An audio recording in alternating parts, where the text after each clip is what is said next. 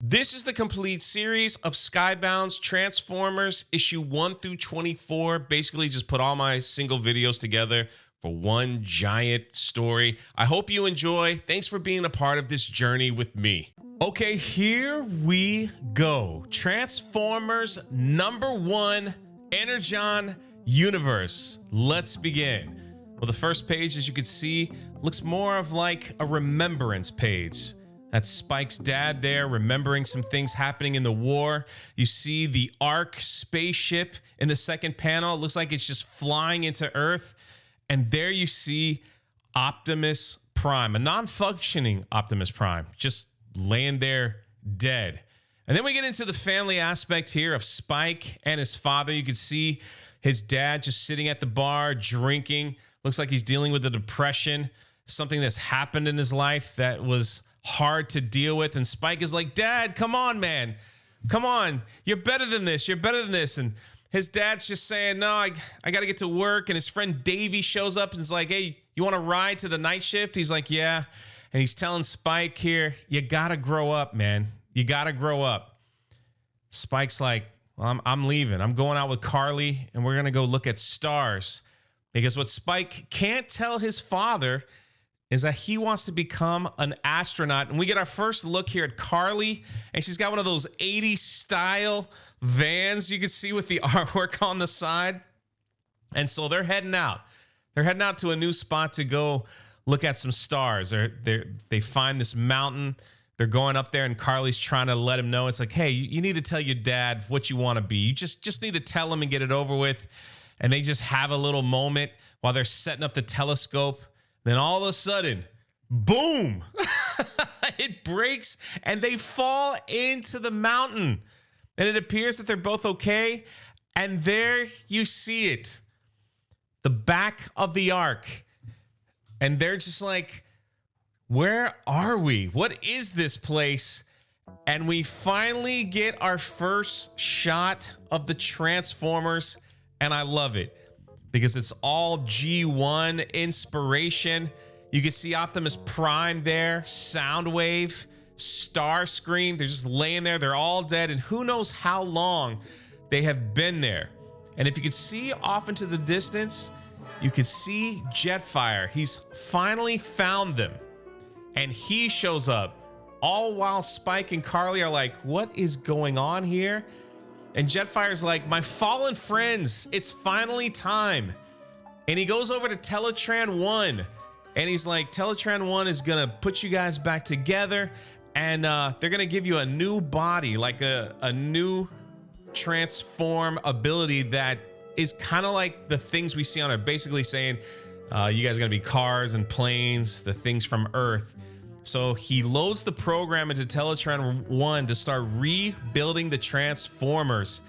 And lo and behold, the first one that gets put together is none other than Starscream.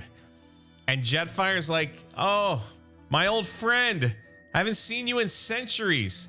And Starscream's like, hey, thanks for putting me back together. And immediately looks on the ground and sees Bumblebee, a fan favorite, by the way, and just blasts him in the face. Just I guess finishing the job, making sure that no, he's not coming back, that Teletran 1 can't do anything. And Jetfire's in shock. He's like, no, what are you doing? What are you doing? And Starscream is beginning to tell him, hey man, we've been at war for years.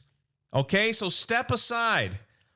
And then him and Jetfire get into a little scuffle, and Starscream's like, man, I got to do what I got to do, because he's the psychotic one. He's also my favorite Transformer, because he's all over the place, and he just wants to rule, and he's just so psychotic, and he does whatever he can do, lie, steal, cheat, kill, manipulate, anything to get the job done. And he always fails, but that's just who he is, and he's always Megatron's #2 in the G1 series. It's quite the unique character. We'll see here. He shoots Jetfire and he's like, man, what are you doing? What are you doing? This is weakness. What a waste. You know, he's like, we must be vigilant. We must wipe them all out. So immediately, as he goes to probably end Jetfire and any other Autobot, looks like Ratchet, Optimus Prime has been brought back. And he comes in clutch with a clothesline. And you're going to love this series because there's a lot of WWE in this series, okay? So he hits Starscream with the clothesline. And he's like, I thought you were a warrior, Starscream. Starscream looks at him and says, unlike you, Optimus Prime, I'll do whatever it takes. So they look like they're getting ready to go into battle. And Prime hits him with, I believe, the German suplex. Right in front of Spike and Carly. And Spike's like, run. And Prime finally notices the humans. He's like, what are you? Like, you must be the creatures that live here. All while Starscream gets up and he starts shooting. And then before he could take out Prime, Ratchet has been brought back. And he kicks Starscream in the side. This book is filled.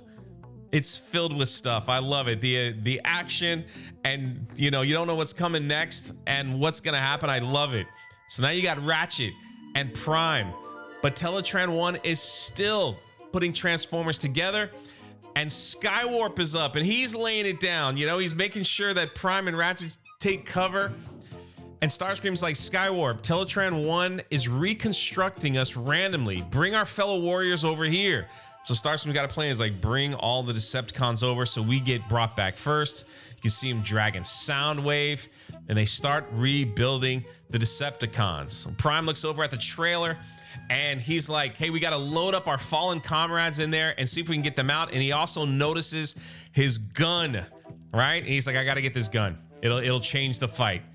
So as he's running to get the gun and Ratchet's loading up the fallen Autobots into the back of the trailer, you see Soundwave has been reborn and he's active, and immediately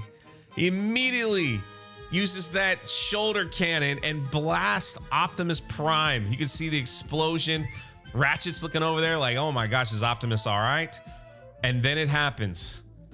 Prime sees the dead body of Bumblebee, and he's just like, Bumblebee. And I'm shocked that they went this route and did this with a fan favorite. Does that mean he's gone forever? I have no idea.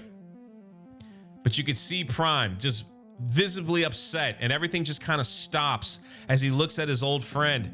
And again, Bumblebee, a Transformer favorite, for them to kill him off in the first episode of this series is crazy to me. I can't believe that happened, but here we are. And while Prime is mourning his friend, Starscream comes out of nowhere and puts him in a chokehold, and he's like, look at you mourning over the weakest of them all, just like throwing insults. And you got Soundwave, he ejects Ravage, so Ravage is reborn. And this whole time, Prime is just reaching for his gun. He's like, if I can get my gun, I could change this fight. So what does Spike and Carly do? They run and they push the gun. Prime gets it in his hands, turns around and just destroys Ravage. You can see Soundwave like, no. And every time I see them talking, the voices that I have for them are all from the original cartoon that came out long ago. Like that's what I hear when I read this comic book series. And what voice? I got Peter Cullen. I got all of them in my head when I'm reading this. So Teletran 1 is still bringing Decepticons back, and then you have it. He's like, would you just die already? He goes for the curb stomp on Prime. Prime moves out of the way, and he does something that he doesn't want to do, but he has to do. Takes his gun, and he blows up Teletran 1, taking one of the Decepticons with him. You can see Starscream screaming, no! And Ratchet's like, man, we got to go. We got to get out of here. And one of the coolest, I guess you call them splash pages. You can correct me if I'm wrong. You see Prime scooping up Spike and Carly and running through the flames while there's gunfire and everything going on. And Starscream is yelling at the fellow Decepticons. What's going on? And he's like, we got low power. We don't have enough power for this fight. We can't do this. And then we get the line. Optimus Prime transforms and says the thing. He's like, roll out, and off they go to an escape. Now they're being chased by the Decepticons, and Jetfire has awoken, weak. And he's like, I can't believe this. There's Prime. They're trying to kill Prime. And he's like, I got to go help my friend. So he goes after Starscream in his weakened state. Starscream's like, what the heck? Turns around and just blasts Jetfire. So now Starscream has not only taken out Bumblebee, but it looks like he's taken out Jetfire. Two huge fan favorites in the G1 Transformers are taken out in the very first episode. This is shocking. And the Decepticons are telling Starscream, look, we don't have enough energon. We don't have enough energy for this fight. We've got to find some energy, and we can make this happen. Prime goes to a hideout spot, sees his friend Jetfire, and Jetfire goes through all the emotions of, this is my fault. Please forgive me. I didn't know we were at war. I haven't seen you in so long. And Prime is telling him, hey, you have nothing to be sorry about. There's no need for forgiveness. You were doing what you thought was right. And as we sit there, Jetfire passes on. No more Jetfire and Bumblebee. Getting back to the Decepticons, Starscream is screaming at Soundwave, can you get this thing fixed? Teletran 1, he's like, nah, we can't fix it. And Soundwave is still like upset about Ravage. And, you know, and Soundwave's like, I think we got to find he almost said it. He almost said Megatron. And Starscream stops him. He says, do not say his name. I am the leader of the Decepticons now. And immediately we go back to Spike's dad. And he's just getting off work. And he's trying to get just go home and not deal with anything. And his friend is like, hey, man, you need to really be a father to your son. He goes, you know what, Dave? You don't know what you're talking about. Leave me alone. And while they're getting ready to get into an argument, Starscream shows up at this power plant. And he's mumbling and all upset. And he's like, man, I got to do all the work myself. You know, I'm supposed to be the leader. And Starscream notices humans. And he's like, what's this? And you can see they drew like an evil grin on his face. And he's like, are you the creatures that live in this place? And Starscream picks up Spike's dad's friend, Dave, and just squishes him like a grape. And that is the end of episode 1. You can see Starscream's face saying, so pathetic. And I love it. This set the tone for the whole series. And I can't wait to get into all of it and share this with you. I hope you liked the first set. Let me know what you thought of number 1, Transformers number 1. Put it in the comment section below.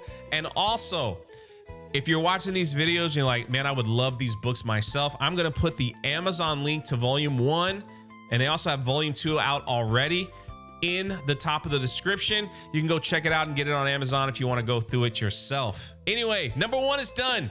Thanks for watching. This is Jay. We're going to go through the whole series. Make sure you like, subscribe, and all that stuff, and we'll catch you next time. Transformers issue number 2, and can we take a quick moment and just look at how awesome the cover of this comic is for issue number 2 with my man Starscream right up front, right where he should be. And just a brief recap, in issue number 1, the Autobots and Decepticons were woken up. You know, they were crashed in Earth, in the Ark. They were woken up, and a few of them were brought back, and they picked up right where they left off. Now, this issue starts with Optimus Prime checking out Earth for the first time. He's like, man, this world. He sees the birds and the trees and the frogs, and he's like, man, look how beautiful this place is. And all of a sudden, you hear a crunch, and he stepped on a deer. And he's like, my goodness, what did I do? I can't believe this. And he's like, I'm so sorry. And Spike comes out and he's like, hey, I saw the whole thing. It was an accident. It's okay. I mean, he should have said something like, you know, a lot of us hit deer with our car, so, you know, it's their fault. Why would a deer not run away when you see a giant, you know, robot heading your way? But Prime is like, I had no idea that your home was so fragile. I'm not used to that. Everywhere I'm from is metal. And we start to get a quick origin story of the Transformers. Many people not knowing what the Transformers are, where they're from. You know, Prime begins to explain exactly what's going on and where he's from. He's from a place called Cybertron. It's beautiful in its own harsh way. And he's like, there was peace on my planet for as long as I could remember, for a millennia. But then, because of greed and power, a war started. And we've been fighting this war for so long. And Spike was like, is that who that gray red one? He goes, yeah, Starscream is one of many who have been fighting for centuries, among others.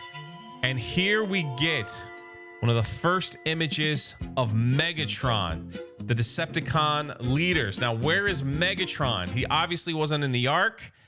A little spoiler, but maybe not so much. And I'll have to cover it when I start covering the G.I. Joe comics. But first, we're going to catch up on the Transformers. So we're going to go straight to the current issue, and then I'll catch up on G.I. Joe and Destro and Duke and all the others. We're gonna do it all right? So stay tuned.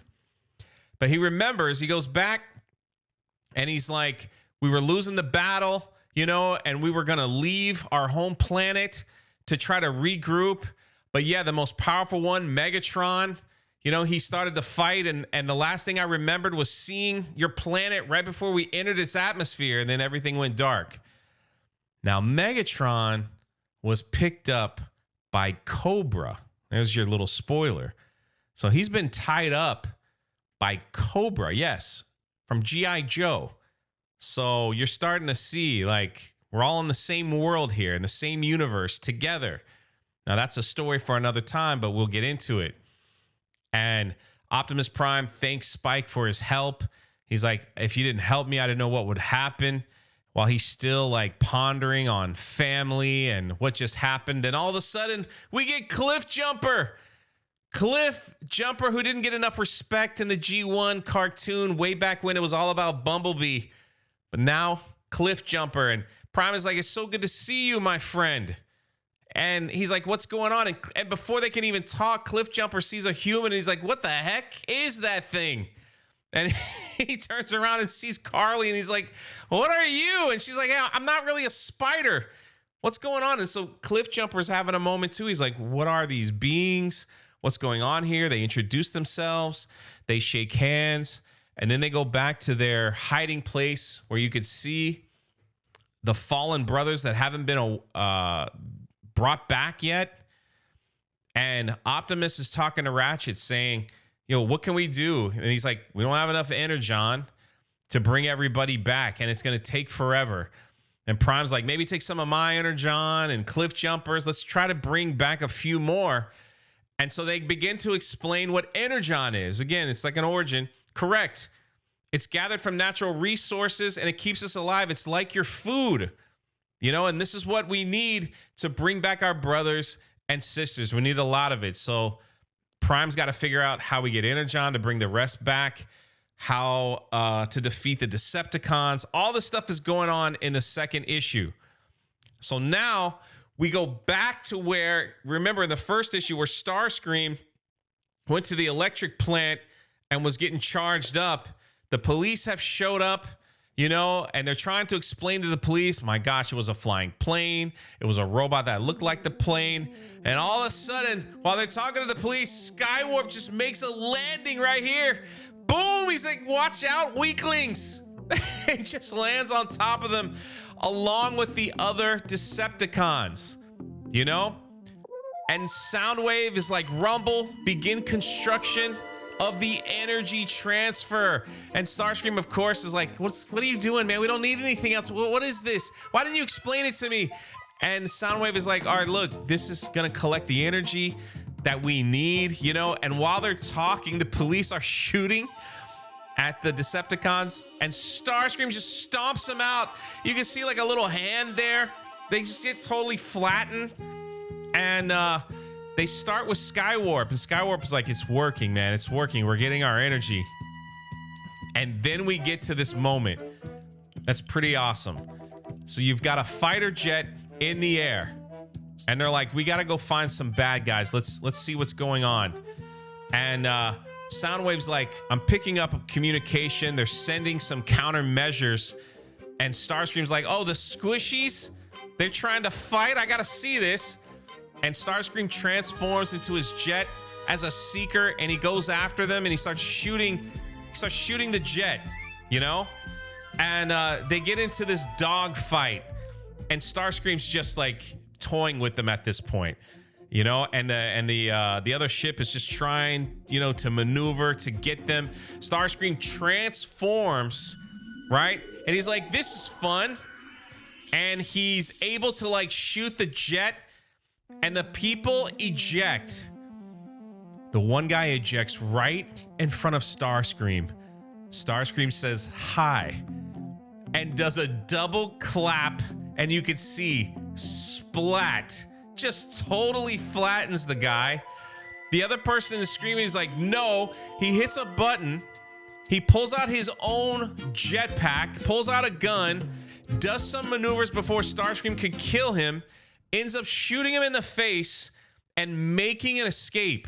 Starscream, of course, is like, I can't find them. He's like, whatever, humans, whatever. Y'all gonna be dead eventually.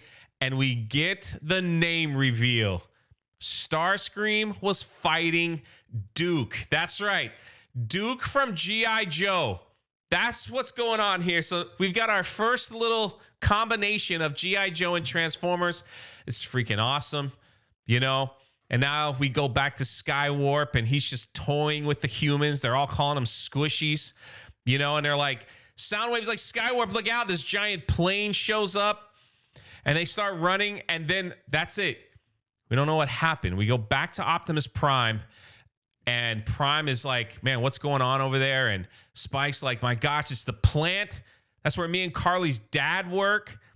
And Optimus Prime's like, dad? Like, what is that? Now Spike is getting upset. He's like, oh, something must have happened. You know, Cliffjumper looks out and says, man, it's the Decepticons. They're over there. And Spike's like, man, we've got to get over there. We've got to do something. And Prime goes into this mode where it's my duty to now defend the humans. That is Optimus Prime to a T. They have captured who he is as a hero, as a self-sacrificing hero, defender of the weak. That is Optimus Prime, and I love what they have done with his character. It is unbelievably awesome, and I'm loving every page of this series. Prime transforms to his truck. He's like, get in. And Carly's like, I've got to go check on something. I got to go home. I got to head out. Carly gets in her van, followed by Laserbeak. She gets home, goes inside, and she's screaming for her dad. Dad, who's there?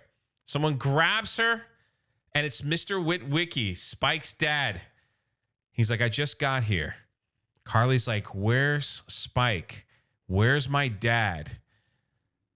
And he had to tell her, they killed Davy.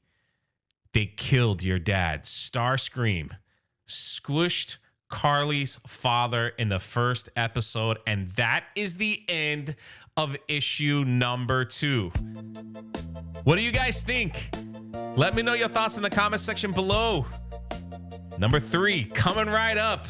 This is Jay. Make sure you like, subscribe. Thank you so much. And again, if you want to read these for yourself, I highly recommend it. In the top of the description, I put volume 1 where you can get from Amazon. Check it out if you want. We'll catch you next time. Transformers issue number 3. And can we just appreciate the cover real quick? Look at that. Optimus Prime fighting Soundwave with Rumble and Ravage. Man, it's just awesome. Oh, I even see Laserbeak in there. That's pretty awesome. Well, let's get right into it. We pick up where we left off in issue number 2, where Carly was just told by Spike's dad that her father was killed. And she's trying to grasp with the reality of what is going on. And she's like, who? How? How did this happen? And he goes, I gotta tell you, it's a giant robot. And she's like, what did it look like? Was it red? Was it gray? And now Mr. Wicky's like, tell me what's going on here. What's going on? And before you know it, Laserbeak crashes the party. As you can see here, Mr. Witwicky starts shooting at him, but it does nothing. Laserbeak immediately goes after Carly, and she's screaming, "Get back!" And then you hear a voice from the distance. You heard the lady. And it's Cliffjumper to the rescue. He marches in, grabs Laserbeak, throws him on the ground. As soon as he turns over to check on Carly, you got Spike's dad with a shotgun pointed at his face, screams, "Get away!" and boom! Shoots Cliffjumper right in the face and knocks him down. Mr. Witwicky grabs Carly and throws her in the police car, and she's like, "Wait, what's going on? Like, stop doing this." And they take off. You gotta understand, she just found out her father died. These giant robots are after her. The only one that was kind to her, Cliffjumper, saved her life. And then he gets shot in the face. All kinds of chaos. We then get back to Starscream. They're back trying to repair Teletran 1 with Soundwave. And Soundwave's trying to explain to Starscream. He's like, look, they don't have the metals here to fix it.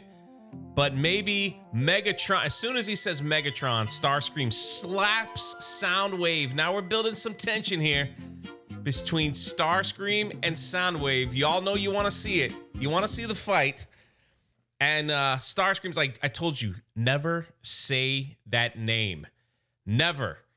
And then they get like this alert, you know, coming on. And Starscream yells at Skywarp. He's like, look, I'm busy. Can you go deal with these insects? Can you just go deal with it? I'm busy in here. So Skywarp leaves. Now you got Mr. Witwicky and Carly. They go back to the old bar and they're like, hey, man, we got to get ready for something, man. We got to get ready. And the militia is set. The bar militia. They said, we're already a few steps ahead of you, brother. Let's go. Carly's trying to explain, hey, listen, I don't think all of them are bad. Listen to me. Listen to me. They're not listening. And then enters Cliffjumper. He's like, hey, guys, I think we may have gotten off on the wrong foot. But immediately, they all start shooting him, and he's laying outside. He's like, oh, my goodness. Not again. And before they can continue shooting on Cliffjumper, Skywarp slams down. You can see this awesome shot right here, and they just start shooting at him, and it does absolutely nothing to the Transformers. He's like, it tickles, you know? He's kicking humans. He's stomping on them. Everything is going crazy. You get a quick glimpse of Optimus Prime, you know, saying, oh my gosh, we got to get there. Hang on, Spike. You got Skywarp saying, man, Starscream was right. This is a blast. I'm having fun swatting these insects, you know? And Skywarp sees Cliffjumper on the ground, slowly walks over, and he's like, hey, this is gonna be fun. And Carly steps in front of Cliffjumper's like, please don't do this. And Skywarp starts laughing, like, you're gonna protect him? Seriously? Pulls out his gun, you know, he aims it at Carly, and in comes Optimus Prime. Boom! Just smacks him down. Look at this shot. And now we've got Prime transforming, and he's like, all right, everybody take cover. This is a fight I must wage myself. Skywarp and Optimus Prime, one-on-one. They're going at it, you know? They got some moves in here. He's shooting them. He's kicking them. All these things are going on. The humans are watching. Optimus Prime picks up Skywarp, slams him on the ground. It does a complete body slam. And here we go. He extends the axe. Oh my gosh, this is awesome. Bringing back the axe. And he's like, you fought hard, Skywarp. But let us be done now. And before he can take out Skywarp, oh, you humans, what are you doing? They shoot Optimus Prime in the arm with a rocket launcher. And it messes up his arm. And Skywarp is like, oh man, here we go. Now's my chance. And just starts laying a firefight on Optimus Prime. Totally messes up his arm. Optimus is standing there, and what the heck, Spike? Spike is running towards Optimus. I don't know why. I don't know what he could do, honestly, but he just feels concerned. You got Mr. Wick. He's like, pour it on, boys. We can get him. All shooting at Optimus Prime.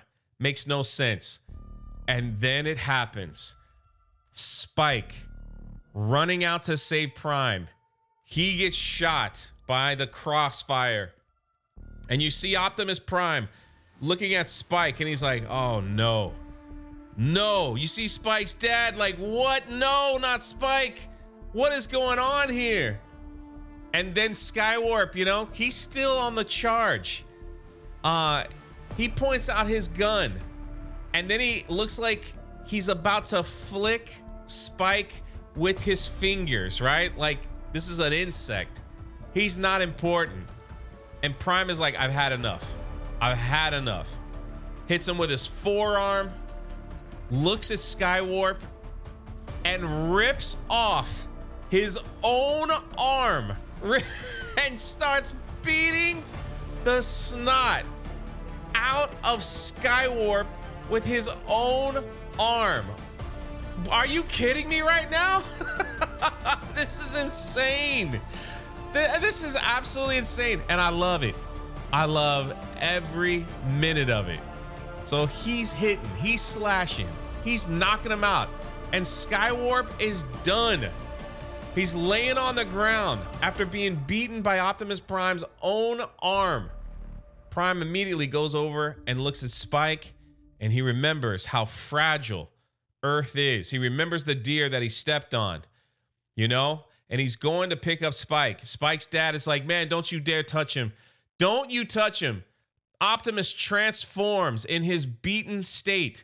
And he's like, I'm going to save your boy. Opens the door and asks Spike's dad to get in. And that is the end of issue number 3. What an issue. What an issue. What did you guys think? Did you guys like it? Are you loving the series so far? I know I am. I know I am. And I got an announcement. If you made it this far, if you could do me a huge favor and just write Cobra Commander in the comments section, that means I know you've been watching these videos from start to finish. It really means a lot to me, this whole change to the channel. I don't know what's going to happen. I don't know if all my old Star Wars subs are going to leave. It doesn't matter at this point. I'm having way too much fun. But we're going to start covering the Cobra Commander series. And I'm probably going to start mixing it up a little bit. Or maybe just drop 2 videos a day, because I really need to get caught up, you know, and I'm going to take the month of June and early July to kind of get caught up on all the series. So you got them fresh, man, right when they come out. But Cobra Commander is going to be next. And we're going to start dropping those, and then we're going to do Duke. Anyway, this is Jay. Do me a favor, leave a like, leave a comment, share the video out. It really helps me out. I appreciate you. And we will catch you episode 4. Transformers issue number 4. Let's just jump right into it. Here we have Starscream going to check on Skywarp. Skywarp is damaged. He's on the ground. He needs help. He's like, Starscream, help me. Help me. And Starscream's like, it's okay, my friend. It's okay. I'll help you. Just tell me, where did they go? Where did they go? And he goes, they went to go help save the slugs. Talking about us humans. Starscream's like, that's pathetic, but not surprising. He goes, I'll be back. Don't worry, I'll be back. Now we get a radio message from Prime to Ratchet. You can see Wheeljack is next to be, I guess, recovered. And he's like, Ratchet, come in. He's like, what's going on, Optimus Prime? Like, what's happening? He goes, Human Spike is hurt. We need some help. Immediately, Starscream picks up where Prime is, calling him a coward, starts shooting at him. And Ratchet's like, all right, well, we're going to need more firepower. We've got to bring someone back. And off we go. You see Mr. Wiki holding Spike, saying, oh, I don't know what's going on. And Starscream transforms and stands in front of Prime, getting ready to blast him. And before he can do that, we go to Carly, who's in the car with Cliffjumper, and he's like, This is the last chance to ditch Carly.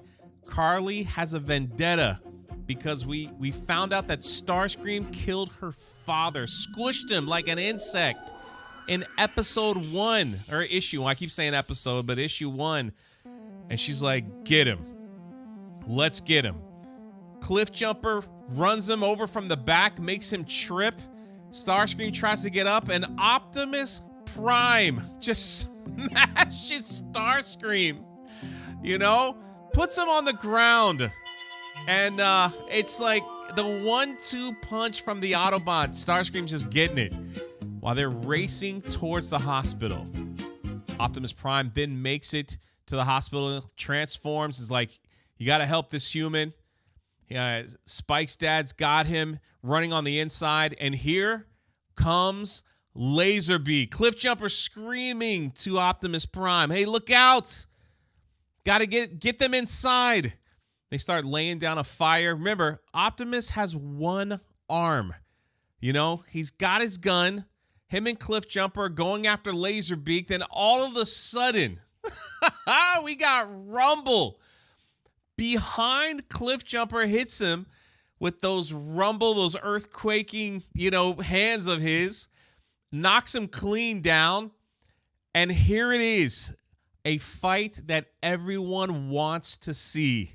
Optimus Prime versus Soundwave. And Soundwave says the thing.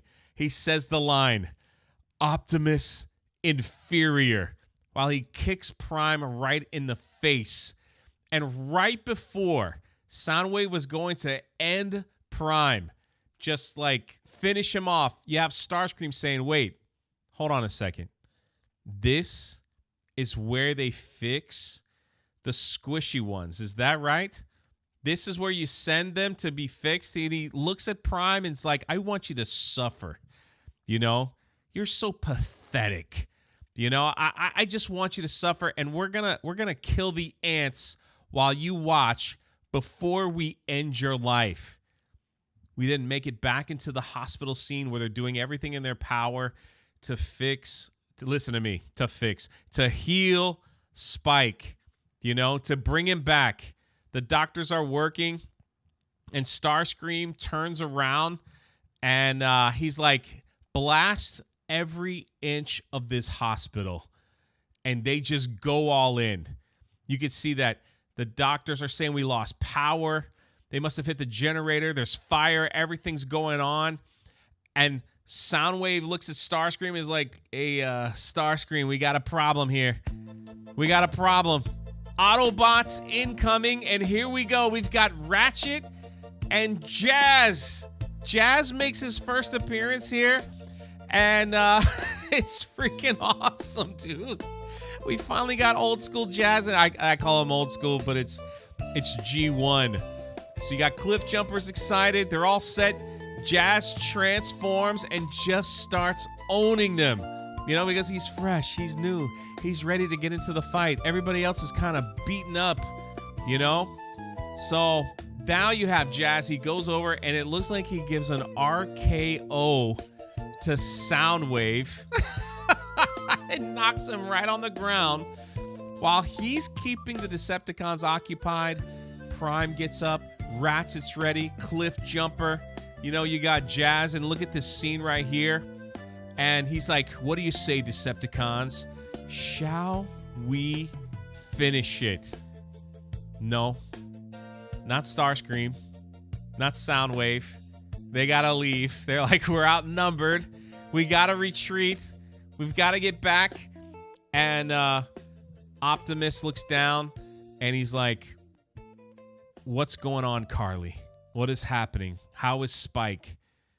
And we get this beautiful picture of Optimus Prime looking into the hospital, just saying, like, what can I do? Because the power's still out. They can't save him. He doesn't understand. Spike is about to die, and Prime is going to make the sacrifice here. You have an emotional moment between Spike and his father, and Prime is like, we've got to get the power turned back on. I'm going to pull from the Matrix. Ratchet is yelling at Prime like, no, you shouldn't do that. And Prime is like, no, no more death, Ratchet, even if it comes at a price. And again, I can't say this loud enough, even for the people in the back. This series has grabbed everything that I love about the hero Optimus Prime, who he is, the sacrifices that he makes. It is perfect so far. Perfect. He opens up the Matrix, probably the last bit of his power, to get the power turned back on to where the doctors can save Spike's life. And Prime looks down as they begin to work on him. Now, getting back, Starscream and Soundwave head back to the Ark where Teletran won. And he's like, man, we don't have enough Decepticons to fight. And we need to get Teletran 1 repaired. Like, look at that. I need to be fixed. We need to bring back some of our brothers that are laying out on the ground. And Soundwave has brought in Skywarp, and he's all messed up. He can't even walk. And Soundwave goes, you know, I told you we can't fix Teletran 1 until we have Cybertron technology. They look over at Skywarp, and they know what they have to do. And Skywarp is pleading, what are you doing, brothers? Don't do this. And they rip him apart, one of the Seekers. They rip him apart because they're going to use him as parts to fix Teletran 1. So now we go back to the hospital where Spike's dad is sitting there having a moment, just saying he doesn't see the good in the world anymore. There's no point. There's no good left. And he's like, after what happened to your brother, you know, so we're getting a little taste of what happened here. And Spike is laying there in a coma. Then Spike's dad looks over and sees Optimus Prime sitting outside, just waiting to hear the news. And another patient comes out and is like, is it true you could change into a truck? He goes, I can. So he's like, will you show me? And the guy kind of freaks out. But then Mr. Wickwiki walks out and was like, did you save my son? Did you save him? He goes, no, I did all I could do.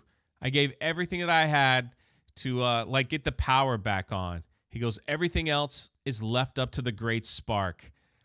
And he goes, you mean God? Don't you fall into that category? And so they have a little moment, you know, talking to each other about what's going on. And then we get back to where the Autobots are staying. And Ratchet is explaining, hey, we don't have the energon to keep going.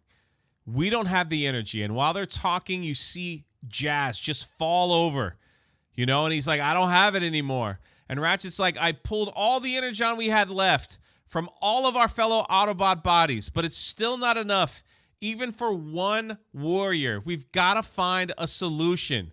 Prime is trying to consult Jazz. He's like, just rest now. We're going to figure this all out. And Ratchet's like, listen, Prime, we've got to start thinking about ourselves, not these people. Are they even worth saving? And Prime, being Optimus Prime, it says they are worth saving, Ratchet. Everything is. He's like, well, I can't help heal you or anyone else until we find a way to get more energon. But he does say, Prime, I do have something that maybe can help you.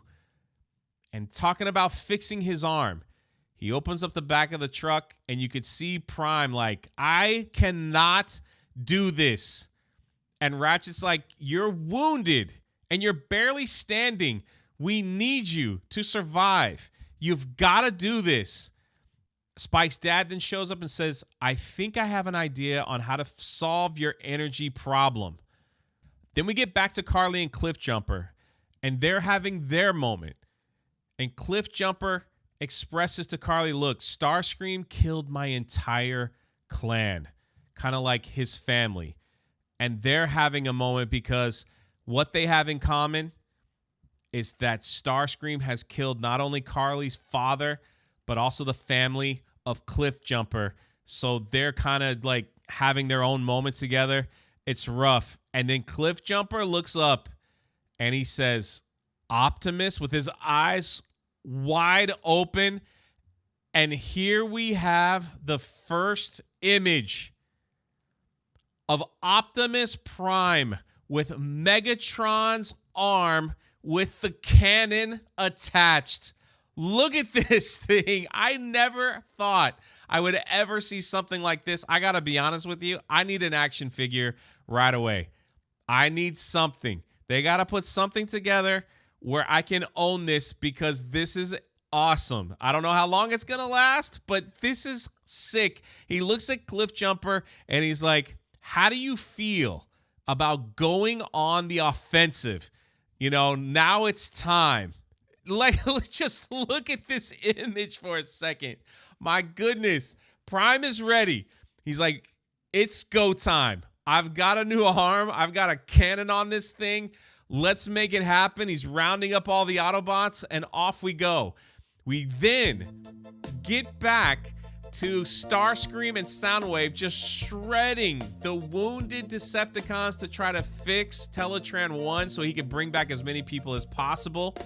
You know, and Starscream is saying, victory. And he's screaming to himself, I am the Decepticon leader. Today, tomorrow. And you can see this evil laugh. You see what's going on. And then they drop the bomb. As soon as Starscream says forever, we get our first look at Megatron frozen in the ice, missing his arm.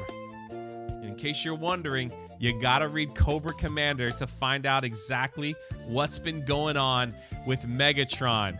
But this is where he's at, and this is how the issue ends. My goodness, this thing gets better and better as I continue to read, and I couldn't be happier so far with what they have done with the Transformers. Look at this. We got an awesome image of Prime, and now we've got our first look at Megatron, and he is just in bad shape. We got Starscream leading the Decepticons. Everyone's beaten up. People have already died, and we're only in issue number 4. But what do you think? Let me know your thoughts in the comment section below. I'd love to hear it, and I appreciate all the positive feedback that's coming from this series. You guys are absolutely amazing, but I can't wait to dig in and get into issue number 5. That's it. That's the video. Please like, share. It really helps me out, and we will catch you next time. Transformers issue number 5. And before we begin, can we just look at this amazing cover? You got Optimus Prime looking at the gun of Megatron. We already know from the last issue that he's already wearing Megatron's arm as his arm, you know, because he ripped off his arm and just went to work. He didn't have an arm left, so they attached Megatron's arm with the cannon, and that's Optimus Prime right now in issue number 5. The cover's fantastic, and I might do an entire video on some of the awesome Starscream covers because there's been so many very cool variants of covers for this series, so we might look into that. If you guys want it, let me know. Also, real quick, so many people are asking, hey, where can I buy this series? In the top of the description, I got the Amazon link for Volume 1. I'm sure if you click on it, Volume 2, Volume 3, individual comics, they're all there in the list. So go check it out if you want to pick this up. I encourage people to pick this up. It's been awesome. Now let's get into issue number 5. We start off with Sparkplug talking to Optimus Prime, and we've got some really cool visuals of both of them sharing war stories and the wars that they've been involved in. This is Spike's dad. I call him Sparkplug. In this series, they call him Sparky. So, and I love how they put, you know, Sparky's expressions and Optimus Prime's as they both talk about the wars that they were a part of and how hard it's been. So they're having a moment, you know, they were having a moment of bonding, of like understanding each other. And he was asking about how long your war is, Optimus Prime. He goes, man, it's been so long, I can't even count. That's how long it's been. So it's really cool to see this in the story, you know, that both of them have something in common when it comes to fighting wars. We immediately go back to the Ark, where Starscream and Soundwave have gotten Teletran 1 to work, with the body of Skywarp. You know, you could see it in there. And Starscream's like, yeah, it's working. Let's bring our brothers back. And Soundwave wants to start with his beloved Ravage. And you could see here Starscream says, what? With the smallest one? And he punts Soundwave's beloved Ravage out of his hand. So we got more tension brewing between Soundwave and Starscream. And Starscream's like, more is more, Soundwave. More is more. They bring back Thundercracker. Thundercracker's like, oh, man, I'm back. But like, what did you do to my brother, Skywarp? Like, he's in the computer. And Starscream's like, he made a sacrifice so we can all get back for the greater good. They bring back Frenzy and Reflector. Now, I don't know anybody that owned a Reflector. He's the camera transformer Decepticon, but I guess he has something in this story. Reflector immediately is like, it's good to be back, Starscream, but where is and before he could even say Megatron, Starscream grabs him and says, stay focused on the enemy. Starscream does not want to hear that name. They get a report in that the Autobots have found the power source where they could start bringing back Autobots, and Starscream's like, we got to end this once and for all. Everybody follow me. Everybody that's back, let's stop them before they take our power, right? So then we head back to this area where Sparky, has shown them that you can get power from this dam, from the water. It's straight from the source. So if we can get this turbine going, we can get all the energy that you need, right? And so they start working on it and trying to fix it, and we get a shot here of Wheeljack. Wheeljack's only been put together half, right? Only half of his body. And he needs to be fully recovered. But Ratchet's like, hey, what's going on, Wheeljack? How's it working? He's like, I don't know. We got to test it out. Let's see what happens so we can start bringing people back. They yell at Cliffjumper, pull the lever, let's see, and it starts working. Wheeljack is like, it's working. Let's get you fixed, Optimus. We need you fixed first. And he goes, no. In Optimus Prime fashion and who he is, he's like, I'm last, the Warriors first. Again, I can't tell you how much I love how they have captured the essence of Optimus Prime in this series. It's awesome. And they bring back RC. Now, you might not have heard of her before. She made her appearance in Transformers, the movie, and don't get me started on that. And unfortunately, according to Hasbro, they had some toys ready to go, but they never released it during Transformers the movie. I'm not sure if they have one out now. They might have, but that was kind of her story. She was introduced in Transformers the movie, and no toy was ever made, so, you know. But she was brought back, and she's just like, what's going on, Ratchet, my old friend? And before the pleasantries, before the welcome, she screams at Ratchet to get down and moves him out of the way as the Decepticons begin their attack. You got Thundercracker screaming justice for Skywarp, you know, and Starscream is like, they're rebuilding. We got to destroy that place that's giving them power. And then we get this awesome scene with Optimus Prime, you know, and some of the others, and Sparkplug there shooting at Laserbeak and just firing all around. Massive action right here. We've got Ratchet picking up Jazz with RC, and like they're trying to revive as many Autobots as possible to get into the fight. And then Starscream releases Reflector. Reflector's like, here we go, Autobots. Optimus Prime looks at him dead in the face and pulls out the cannon from Megatron's arm and points it at Reflector. Reflector's like, oh dear. And in the next page, he is totally annihilated, erased from history, evaporated by that cannon. I mean, let's be honest. If they were going to pick one to die, why not be Reflector? I don't know anybody that owned this particular Decepticon. I don't know how popular he was, you know, but he's gone. And his boy Frenzy was like, Reflector, my buddy, what are you doing? Prime grabs him by the leg and just slams him down, slams his face down. You can see parts of him just flying up. I don't know if Frenzy survived this. So these two could have been brought back for literally 4 pages, and they're no longer with us. They're gone. You got Cliffjumper and Carly she's got a vengeance, you know? She wants to see Starscream gone after what happened to her father. She runs out there. Silly humans, always messing things up. And she just takes fire. They start shooting the ground, and Carly falls off the cliff of the dam. You see Prime and everybody look up, screaming Carly. And here we have RC. She transforms, and she's like, I don't know who you are, but if Prime cares about you, then I care about you. Rescues Carly in her hot rod. It's pretty awesome.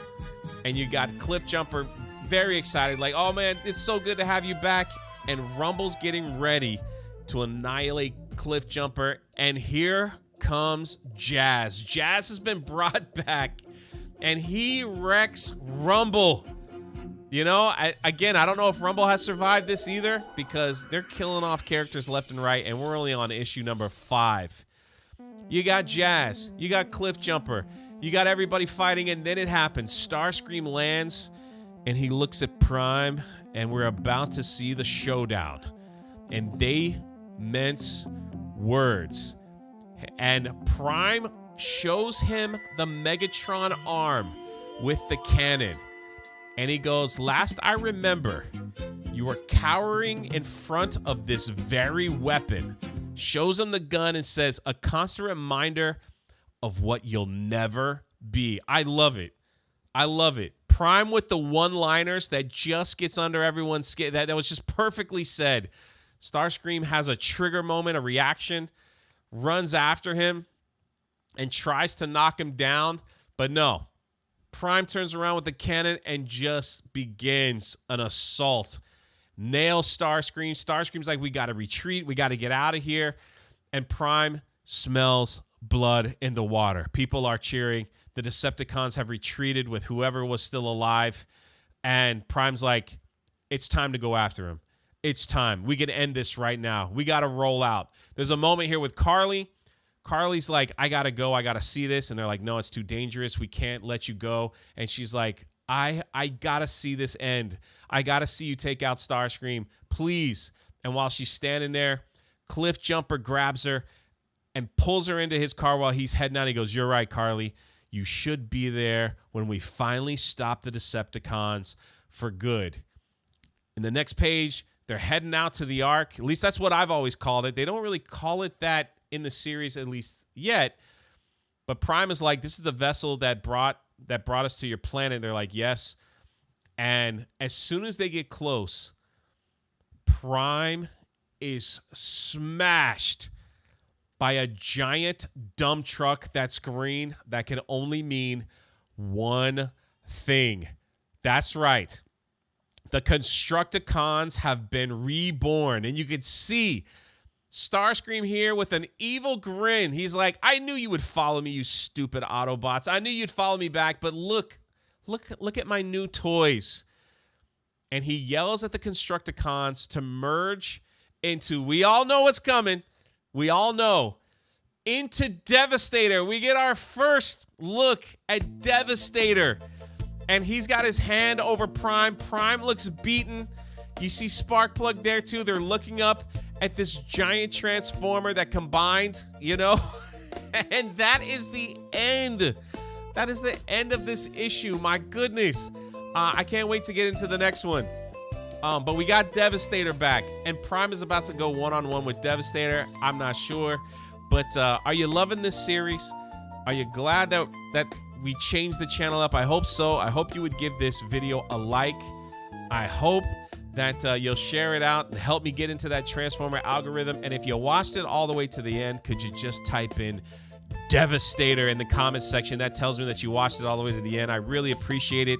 This is Jay, and we'll catch you on the next one. Transformers issue number 6. And let's take a moment and look at this amazing cover as we have Sparky standing on the body of Optimus Prime. If you remember, Prime is about to face off with Devastator. Now let's get into it. We immediately have a quick flashback and we find out what happened to Spike's brother, to Sparkplug's other son. You can see him here. It looks like he's an astronaut. He looks at his father and says, don't worry, Dad. Nothing bad is going to happen. and we could see it looks like the space shuttle is exploding, and that's probably what happened, how he died. And that is why Sparky is dealing with so much depression and emotion and things like that because of the loss of his other son. We then get back to the action. Optimus Prime screaming at his fellow Autobots, "We need cover." He's dragging Ratchet while being chased by Devastator. And then in the background, we have Cliffjumper with Carly. He's screaming, saying, "Optimus, we're on our way." You can see Devastator just trying to stomp on them. And Carly's like, "No, just wait a second. Just stop for a second." And she begins to talk a little bit of reason into Cliffjumper, saying, "Listen, we're small. We're not the strongest. We're not the most powerful. We need to use our heads if we're going to stay alive." So she points out, she's like, "Let's get into the Ark and maybe we could find something more powerful to use to destroy that thing." So they see this little area that they need to get into so they can get into the Ark. Meanwhile, we have Starscream just laughing at Devastator, trying to stomp out the Autobots. And while he's standing there watching, Optimus Prime comes out of nowhere with a kick to the side of the head. Starscream, no matter what he does, he is just not a good leader. Even though he's my favorite Transformer, he's just not a good leader. He's very chaotic. You know, he just wants death and destruction, and he doesn't think things through. So Prime just lays him out. Then we get a quick shot at Thundercracker, who is still wanting revenge for what has happened to Skywarp, not knowing that it was Starscream.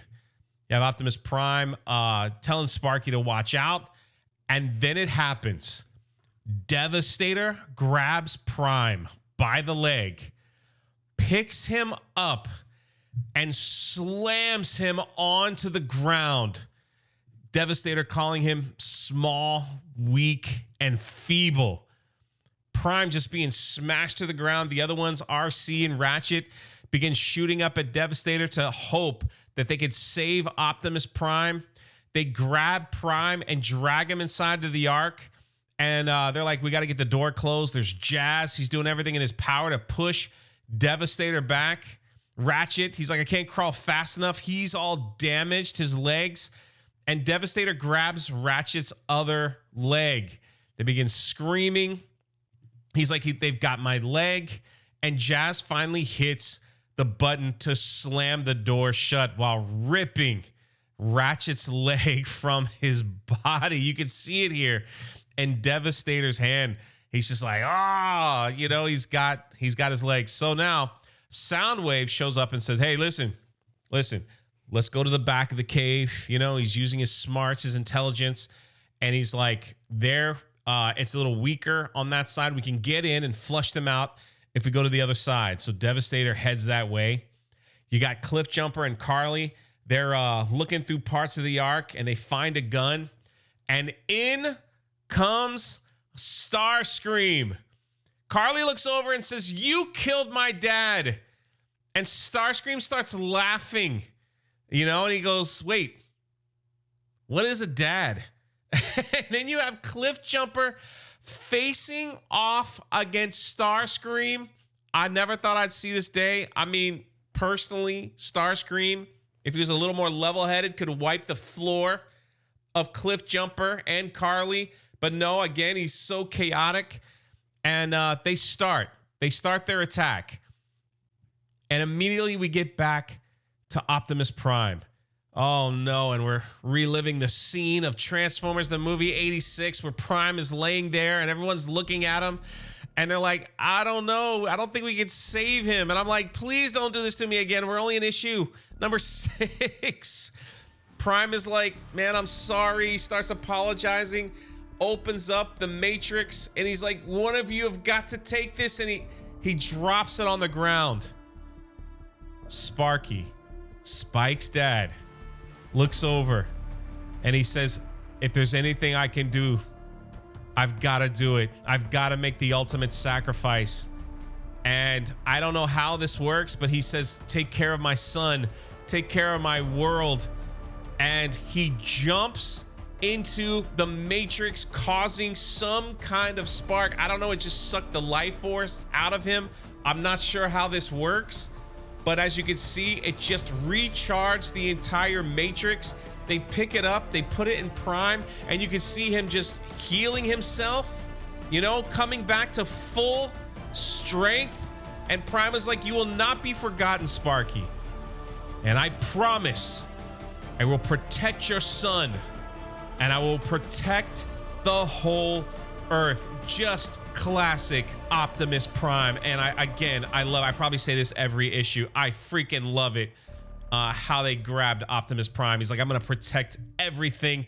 Your sacrifice will never go unnoticed. And in comes Devastator, but we don't have a crippled Prime anymore. We've got a focused Prime, a rejuvenated Prime, a powerful Optimus Prime. He's like, I'm gonna start with this green demon. As the hand of Devastator and the other Decepticons make their way in, Prime shoots one of the fingers off of Devastator, and it knocks down Thundercracker as well. Prime picks up his other gun and just starts going crazy onto Devastator. He's got his own cannon. He's got Megatron's cannon, and they're just going at it, man. This is awesome. And he's like, nah, I ain't backing down. I ain't running. I'm heading right into the beast. And he does a freaking drop kick to the face. I love the wrestling moves in this. I absolutely love it. Into Devastator and knocks him back down. The action switches back to Starscream and Cliffjumper. Starscream's got the upper hand, and you know, instead of just killing the Autobot and moving on, Starscream loves to torture, loves to play games, you know, and all that stuff. And while he's got Cliffjumper in a chokehold, Carly manages to pull the trigger of one of the guns laying down, and it pops Starscream right near the face and knocks him down. Cliffjumper then picks up the gun, walks over, and says, I've always wondered what this moment would feel like. Points the gun at Starscream's face. Starscream, typical Starscream, begins to beg and says, please. Carly looks up at Cliffjumper, and Cliffjumper's like, I can't do it. And Carly's like, what? I thought this was what I wanted, but he goes, he killed your entire, he goes, I know, Carly. He killed my dad. He goes, I know all of it. I know. Starscream then is able to get up and grab Carly. He says, you'll both be put to rest soon. And he's squeezing her below the legs. And this just shows the difference between the Autobots and the Decepticons. Cliffjumper, clearly, you know, with morals, with value, saying, I don't want to be him. You know, we're not like them. We're better than them. We're not going to act like them. We're not going to stoop on their level. You know, it's just not who I am. You know, it's just, and I love how they captured that. We immediately get back to the fight everybody wanted to see. Optimus Prime. He's got freaking Megatron's gun cannon on the top while he's transformed into his rig and is just blasting Devastator. Devastator's calling him, you stupid red ant. You coward, why are you running? But it was all in the plans. All in the plans. And he's like, is that all, Devastator? Just egging him on. And he's like, is that all you got? He's like, yeah, come after me. Let's go. Let's do this. Shooting Devastator. And he's like, that's right. I got something for you. Optimus Prime picks up Devastator and delivers the mega body slam. Unbelievable, dude. I love it. And he just throws Devastator over the cliff. And while he's falling off the cliff, you see Starscream, Carly, they're having a moment. Cliffjumper's like, let her go. Devastator begins to break apart and crumble and crashes on top of Starscream and Carly. And you can see Starscream screaming like, what is going on? Why does this always happen to me? Why? I can never win. It seems like, and they just start tumbling. Cliffjumper reaches out, grabs Carly, saves her. you know? And Carly's still like, you could have ended it. You could have ended it all. She doesn't understand why Cliffjumper couldn't kill Starscream. Devastator, you know, he's not combined anymore. He's back into their 5 different parts. And he's like, don't worry, Starscream, we'll save you. Put Starscream in the back of the dump truck. And then we have this moment with Optimus Prime and Soundwave. He's like, Soundwave, wait. He goes, let's be done with all this fighting. Let's try to save our world together. Reaches out his hand. And immediately Soundwave turns around and tries to punch Prime. And Prime just catches his punch. And he's like, make no mistake, Soundwave. I desire peace, but I am no fool. And immediately Thundercracker picks up Soundwave while he's holding on to Ravage. And off they go. Prime is standing there. He says, until next time, Decepticon. And then we get right back into the hospital with Spike waking up from his coma. And he holds up something that he's written down that says, where's my dad? And that is the end of issue number 6. These issues get better and better. And listen, I'm going through this whole thing in one take. So if I stumble across some of my words, I apologize, but I love how Optimus Prime is like, Soundwave is the only one with a level head here. And maybe I can get to him.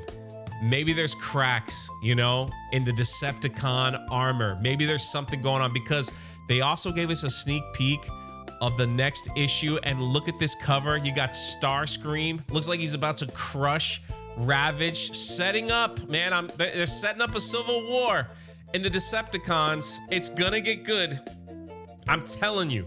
But what did you think? Did you enjoy this issue? Let me know in the comments section below. I'm loving this. I'm loving this. Again, we're getting ready to do Duke, Cobra Commander, Void Rivals. We're gonna knock them all out. I don't know how much time I have, but we're gonna try to get them all on the channel. I know I'm behind, but thank you guys for being with us. This is Jay, and we will catch you next time. Transformers issue number 7, and look at this cover. We went over it in the last video. My man Starscream makes another cover in this series, but we got Soundwave versus Starscream, and we get introduced to another OG finally. I can't wait to get into this with all of you guys. Let's go. The issue begins on Cybertron, and you can see some of the Autobots are in an intense firefight, you know, and they're just shooting everywhere and everyone, and it just seems like, hey, we gotta go. Alita, we gotta get you in there. We see Cup, we see Huffer, and they're just fighting a bunch of Decepticons, and it looks like they're trying to get to a destination. I don't know if you remember Cup. He was made famous by Transformers the movie. He's kind of like the older Autobot that was filled with wisdom. And here they go. Cup is leading the charge, and they're running towards some building, and they're just getting annihilated by the Decepticons. And look at that. Huffer is gone. The guy made it for 2 pages, and that's the end of him. And the other one's screaming, keep going, we're almost there. You got Cup. He's turning around shooting. Alita 1 looks at him in panic, and he's like, just get out of here. Just save him. For all of, and before he could even say that, Cup is gone. Another, would you consider Cup an OG? Wasn't in the original series, brought in from the film, but he gets blasted in the face. He lasted like 2 pages. Alita then kicks open the door. She's walking down this corridor, and here we see for the first time Ultra Magnus, and she's looking at him going, what have they done to you? And all I could say is he has gone through some kind of torture. He has gone through something. It looks like he's been skinned alive, and he's just barely hanging on. And you can see the look in Alita, like, my gosh, what has happened? Ultra Magnus. Now, you guys can disagree with me, but I'd like to hear your opinion on Ultra Magnus and his power level. I think he's up there with Optimus. Optimus definitely has an edge because he has the Matrix. But as far as like fighting and power level, he's up there as far as Autobots. He can hold his own, and he can also lead. He's a natural born leader. People follow him. And to see him in this condition, my goodness, just when the Autobots need him the most, that's tragic. That's tragic. I don't know if he's gone forever. I'm not sure. But then we get back to Earth. We have a picture of the USS Henry Harrison, and they get a radio call saying, okay, giant what? All right, we'll go check it out. And the captain orders everyone to turn around. And he's saying, we're heading to the coast of Washington. So there is a lot of activity happening all over the U.S. military, Cybertron, and now in the Decepticons' secret base. Starscream is yelling at Soundwave, what is the meaning of this gathering? And Soundwave is like, look, Starscream, you ain't it, man. You're not doing a good job. We're getting beat up by Autobots and pathetic humans. This is not the way it should be. You know, we're the Decepticons. We're the conquerors. You know, we're not the ones that should be in hiding. And you have the other Decepticons like chiming in. You got Rumble. And he's like, I know who would make it right. Right before he says Megatron, Starscream slaps him and was like, man, we don't want to hear anything from you. Of course, Soundwave rushes over. That's one of his cassette players. You know, one of his cassettes. One of his little robots that he has inside. And Soundwave's like, this is where you're wrong, Starscream. We've sacrificed for our goal. The extermination of the Autobots is necessary, and you have failed miserably. And the challenge is laid. Soundwave, it's time to step down. Starscream freaks out. It's like, what? You're going to challenge me? I'm the leader. I'm the leader. And then Thundercracker's like, he challenged you, Starscream. This is our way. Ready yourself for combat. And you can see Rumble smiling. Soundwave has got that look. You know, he's like, I'm not playing games with you, Starscream. Listen, I followed you. I gave you a chance, but it's over. And Starscream he's looking a little scared. He's like, just wait a second here. Hold on. And before anything can happen, Soundwave just blasts him with his gun. Just takes out his shoulder. And he's like, Soundwave, what about a co-lead? Trying to talk his way out of it as Starscream would. And Soundwave's just not hearing it. He's like, the time for talk is done, and just punches him in the face and is just backhanding him and knocking him silly right onto the ground. And Soundwave, being the soldier that he is, do you yield, Starscream? Starscream just taken by shock and just being beaten. He says, no, never. And he looks at Soundwave and says, die. Just in his chaotic form. Well, that doesn't affect Soundwave. Soundwave grabs Starscream by the face and just begins to slam him down over and over and over and just wrecking Starscream. Starscream's not giving up, though. Shoots him in the forearm, but it just doesn't affect Soundwave. He is determined. Headbutts Starscream and then hits the button, and out come Laserbeak. Starscream is screaming that's cheating, and Laserbeak rips out one of his eyes. Comes back and rests on Soundwave's arm. And Starscream, after being beaten, eye ripped out, probably his right arm is not functioning. He's like, you know, I'm still willing to forgive this betrayal. That's Starscream. And man, do they have this character. And I love it. And listen, I'm biased. I think if Starscream wasn't so chaotic, I think he's a little more powerful than Soundwave. I know a lot of people might disagree with me here, but if it was just one-on-one without the cassette tapes, maybe Starscream could take him, but not in this fight, as Soundwave was way too determined. Starscream won't yield or give up because that's his nature, and he's still trying to plead with him. He's like, you could still choose the right path, knowing that he's beaten. Soundwave grabs Starscream and says, you kicked my Ravage. He then thrusts his fist inside of Starscream and pulls out a part And he's like, the only path left is extermination. And then shoves Starscream into like the volcano pit or down the valley. And he looks down at him and says, goodbye, Starscream. Oh, my heart is broken. My man Starscream is done. He's done. And he walks back over and he goes, these pieces will help heal Ravage, you know? And he's like, we will destroy together. He gives like a speech. He's like, are you with me, brothers? And I can hear it in the Soundwave voice, in that robotic voice. And everybody starts clapping or stomping, whatever they do. Decepticons honor our new leader. And it's Soundwave. And I know a lot of Soundwave fans out there. You guys deserve it. I always thought Soundwave would make a great leader of the Decepticons. A lot more logic, you know, a lot more discipline. Completely different Starscream's chaotic, crazy, psychotic style. Even though he is my favorite Transformer, he was beaten. And I think this is a great direction for the Decepticons. And oh, Starscream, I still love you, buddy. I still love you, but you did it to yourself.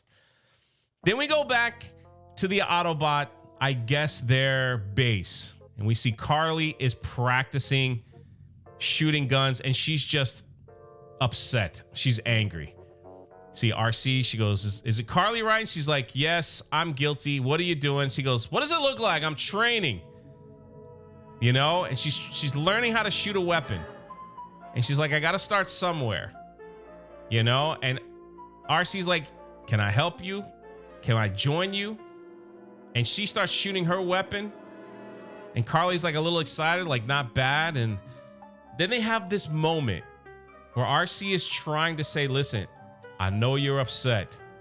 I know like Starscream could have been killed by Cliffjumper, but you can't like hold on to that anger. You can't let it consume you. It will kill you. And Carly's like, whatever. RC's like, I apologize. It's just that you remind me of myself when my gears were just beginning to turn and I had a teacher then. And then we get this amazing shot of Ultra Magnus. She says, my clan was killed during the siege of Cybertron when I was very young, and Magnus saved me. He was the one that taught me how to shoot and how to fight, but I wanted justice for my people. Ultra Magnus died because of me, because of my path of hate, if it heals at all. Carly didn't want to hear it. It's like, cool story. Continue shooting. Then we get to Cliffjumper and Jazz, and Cliffjumper's still trying to process why he didn't pull the trigger on Starscream. And Jazz is like, you know, there's no shame in not pulling the trigger, even in war, Cliffjumper. It's not all of us, you know? And he's saying, look, if it makes you feel any better, Optimus is having the same problem. We see Optimus Prime at the hospital talking to Spike. And he's like, Spike, will you please talk to me? And Spike is just trying to process it. He goes, listen, it's not your fault. I just need time. I just need some time. So Prime is leaving with Ratchet, and they're just having some words. Then all of a sudden, in Prime's memory, a baby, and Prime is like not understanding what's going on. It's like he's holding a child and he falls off the road and transforms. And Ratchet's like, what happened? He goes, I don't know. I have no idea. We get back to the Ark and everyone's asking Wheeljack, who doesn't have his legs. He's like, how come you haven't revived more people? And he goes, look, I made a mistake. I accidentally revived Skywarp, who's embedded in the Ark, in the computer system. And Skywarp just starts talking trash, saying, eat my vapor, laughing at them. And Wheeljack's like, all right, I got to fix that. He goes, don't worry, everybody. I'm going to fix it. And everything's going to be fine. We'll start reviving others. And then we get this shot of Prime. And he goes, listen, we got the upper hand. We've got to take advantage of it. And he's like, make haste. Let's get our brothers back up. And in the last frame, he says, steel yourself, Decepticons. We are coming for you. And that is the end of another Amazing issue. What do you guys think? Let me know your thoughts in the comments section below. And let's just make Soundwave the special word, okay? For all you Soundwave fans, you get the special word. If you made it all the way to the end, just type in Soundwave in the comments section. It lets me know you watched the entire thing. I'm very grateful, especially to this change in the channel. And I'm loving it. I'm loving every episode. I'm trying to catch up as soon as I can because I just want to know what goes on and what is happening. So this is Jay, and we will catch you next time. Transformers issue number 8 coming soon. Transformers issue number 8. And first of all, I just want to thank everyone who's been enjoying these videos. All your encouraging words as I change the channel over. I really appreciate it. Thank you for the likes, the comments, the shares, all that stuff, even the super thanks. I know I haven't gotten to them all, but thank you. But let me tell you something about this issue. You guys thought Starscream was savage in the first issue. I gotta tell you, man, Soundwave is worse, okay? Soundwave is taking control of the Decepticons, and he is not playing games. You're gonna find out in this issue. Let's get into it. We begin with Carly and Spike having a moment here with RC.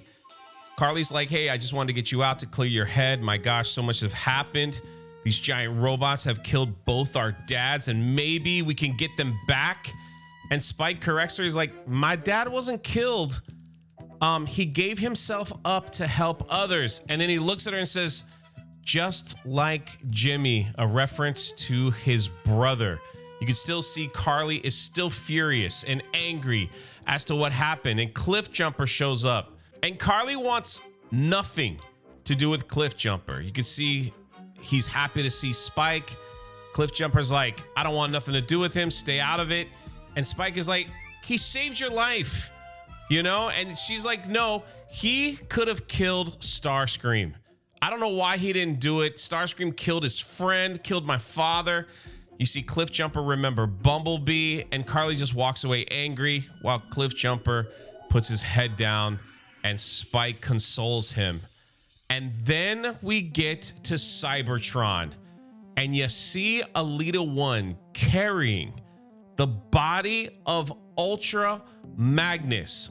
Ultra Magnus is still alive, and he is begging to be killed. He doesn't want to be alive anymore. He's been tortured for 150 years. And he's like, I can't live anymore. I want this to end. And Alita 1's like, I promise I'm going to get those that did this to you, please. And just walking off with the body of Ultra Magnus, carrying him. What the heck has happened to Ultra Magnus here? What is going on? This is crazy. Then we go back to Earth in the Pacific Ocean. And we have the Decepticons landing on this aircraft carrier. And they're just like causing all kinds of havoc, right? They're just getting the humans out of there because obviously Soundwave wants this for whatever resources. And then we have this weird moment with Thundercracker.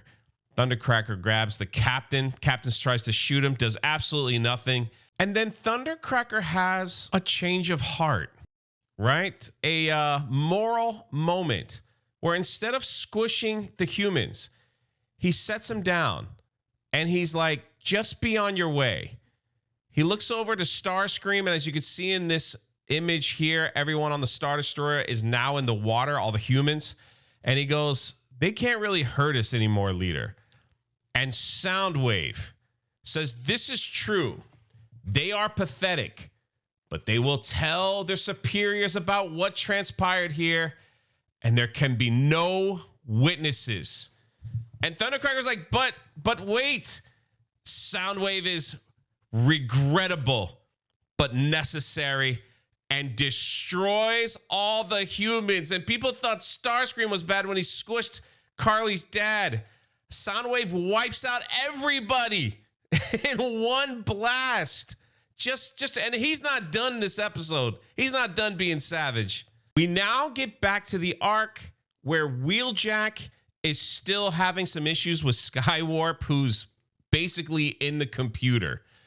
And Wheeljack's like getting frustrated with him. And Optimus Prime says, listen, have a little patience with him. Look what the Decepticons did to him, and let that be a reminder of who they really are, right? And then Carly comes in with a rocket launcher, still just filled with rage and anger, not thinking clearly, points it at Skywarp, and Prime is trying to talk her down, saying, hey, don't do this. We need him alive so we can bring back the others. And then Carly's like, what am I doing? And she accidentally pulls the trigger to blow up Teletran 1, which means the Autobots can't come back. You see RC jump in front of the missile and take the brunt of it. And Carly's like, what did you do that for?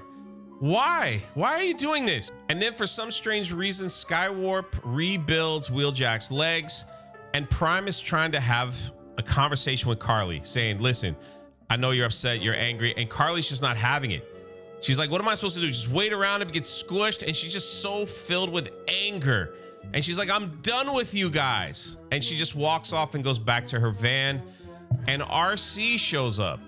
And RC is trying to have a moment with Carly, trying to explain, trying to help her. But Carly's not seeing it. You know, she doesn't quite understand. Then RC talks about Optimus Prime, saying, listen, his losses could fill a chasm, but he never speaks on it. I love this. Again, the true nature of Optimus Prime being shown in this comic series, and I love it.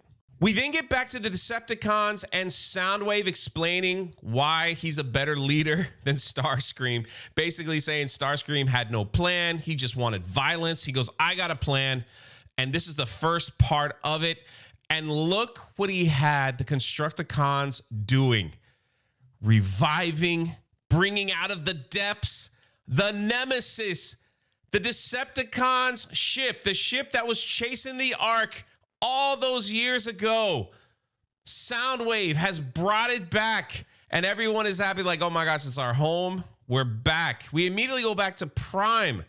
And it looks like Prime was like either taking a nap or whatever, but he was having a dream. Again, he's getting the visions of Sparkplug, of like his family and things like that, because I guess his essence is in the Matrix, and now Prime is starting to see this in his dreams. And he doesn't know how to handle that. We don't know why that's going on, but he's trying to figure out, like, what in the world is happening to me? And then Optimus Prime enters the next room and he says, welcome back, Jetfire. Jetfire is back, but they couldn't completely repair him. He is stuck in his jet mode and he can't really see.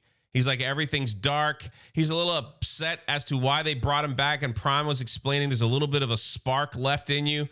And Prime is just like, I feel like I'm not doing anything right. Everybody's upset. And Jetfire's angry that he's back. But then Prime is like, I'm sorry, my friend. I will leave you. And Jetfire's like, no, don't leave me. It's dark. And Prime comes back and he goes, I will sit with you for a while. We then get back to the Decepticons entering the Nemesis, and they hear a large bang. And Thundercracker's like, no way. It can't be.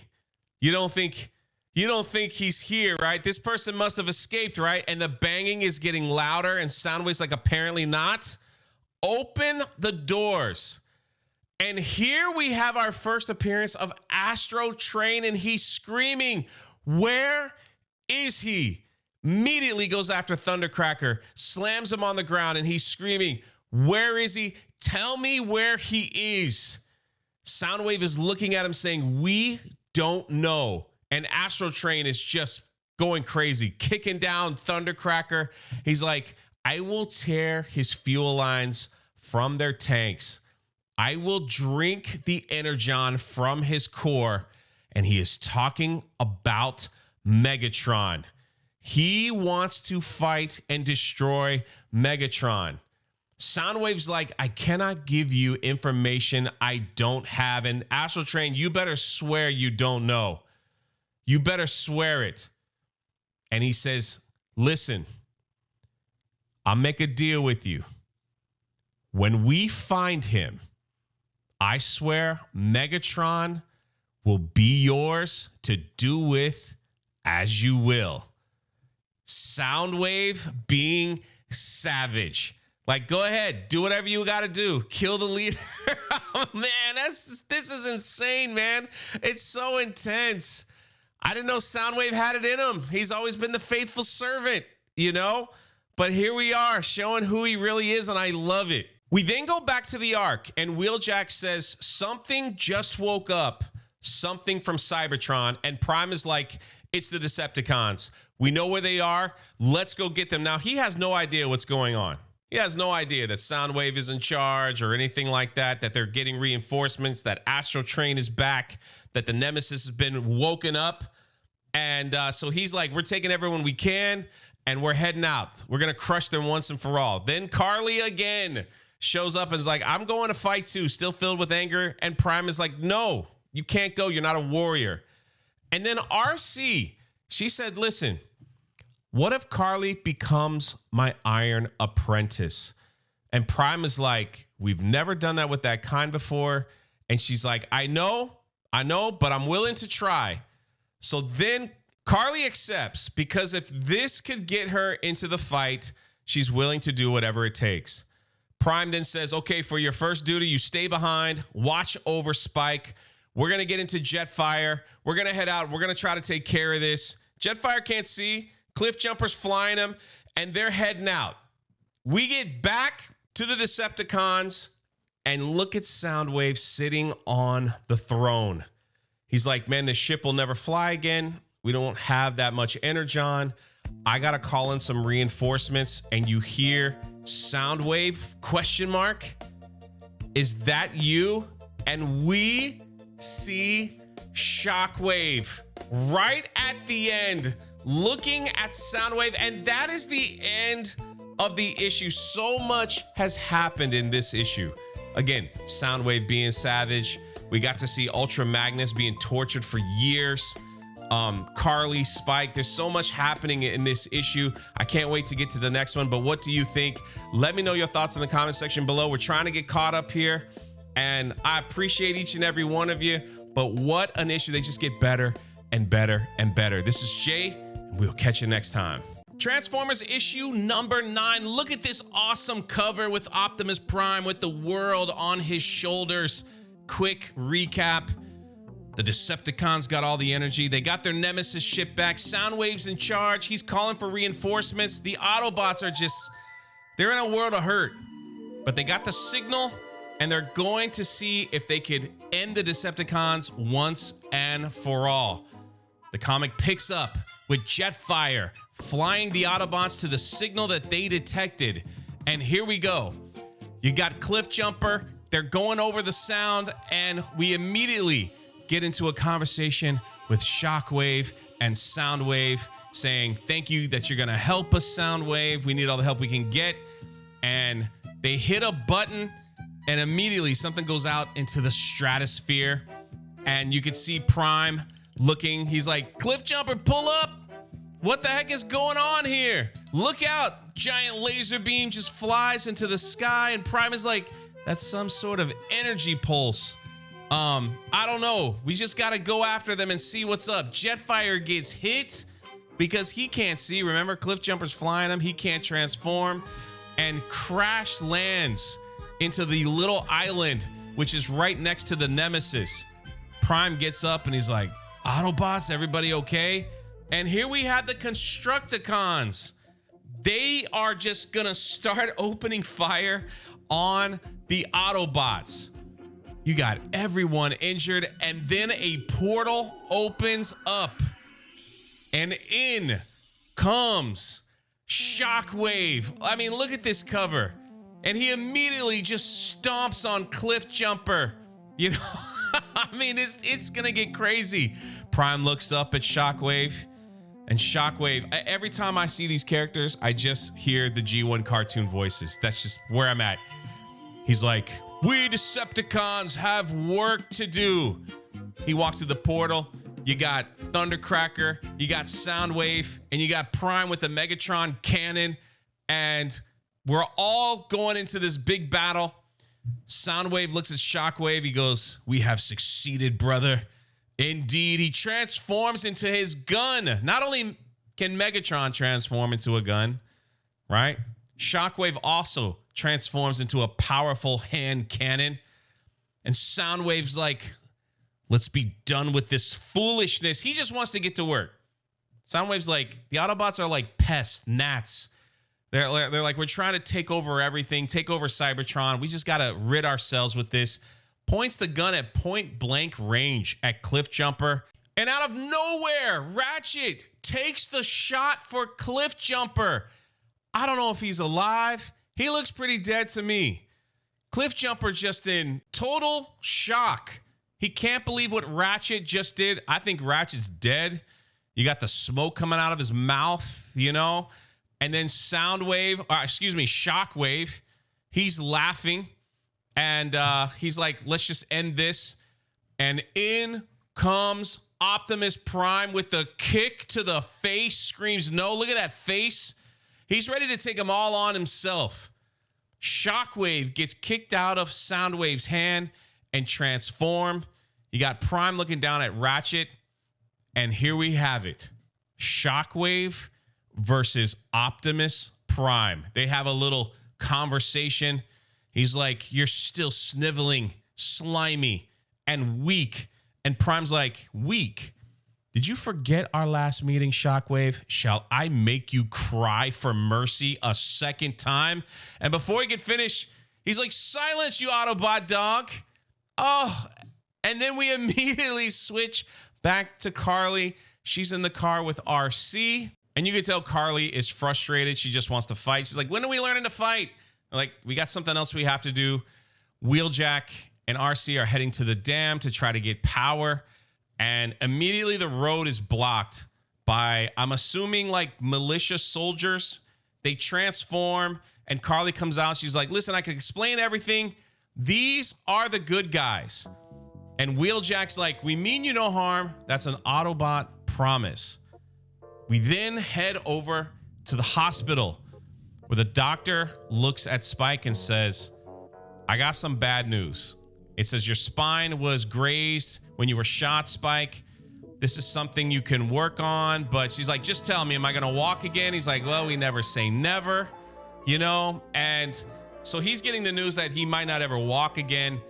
And in comes Astro Train. That was his mission from Soundwave.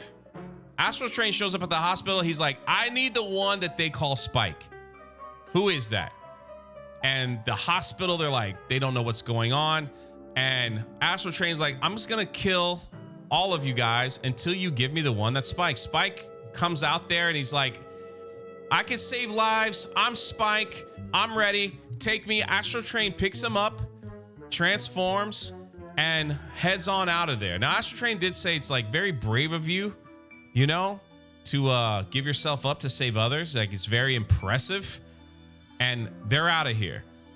We then get back to the fight. You've got Optimus Prime taking on what looks like all the Decepticons. There's Jazz in the back. He's like, hang on, Optimus. And Prime is just trying to fight Shockwave. You know, Shockwave's like, thank you for your assistance, Scrapper. The Constructicons are out there.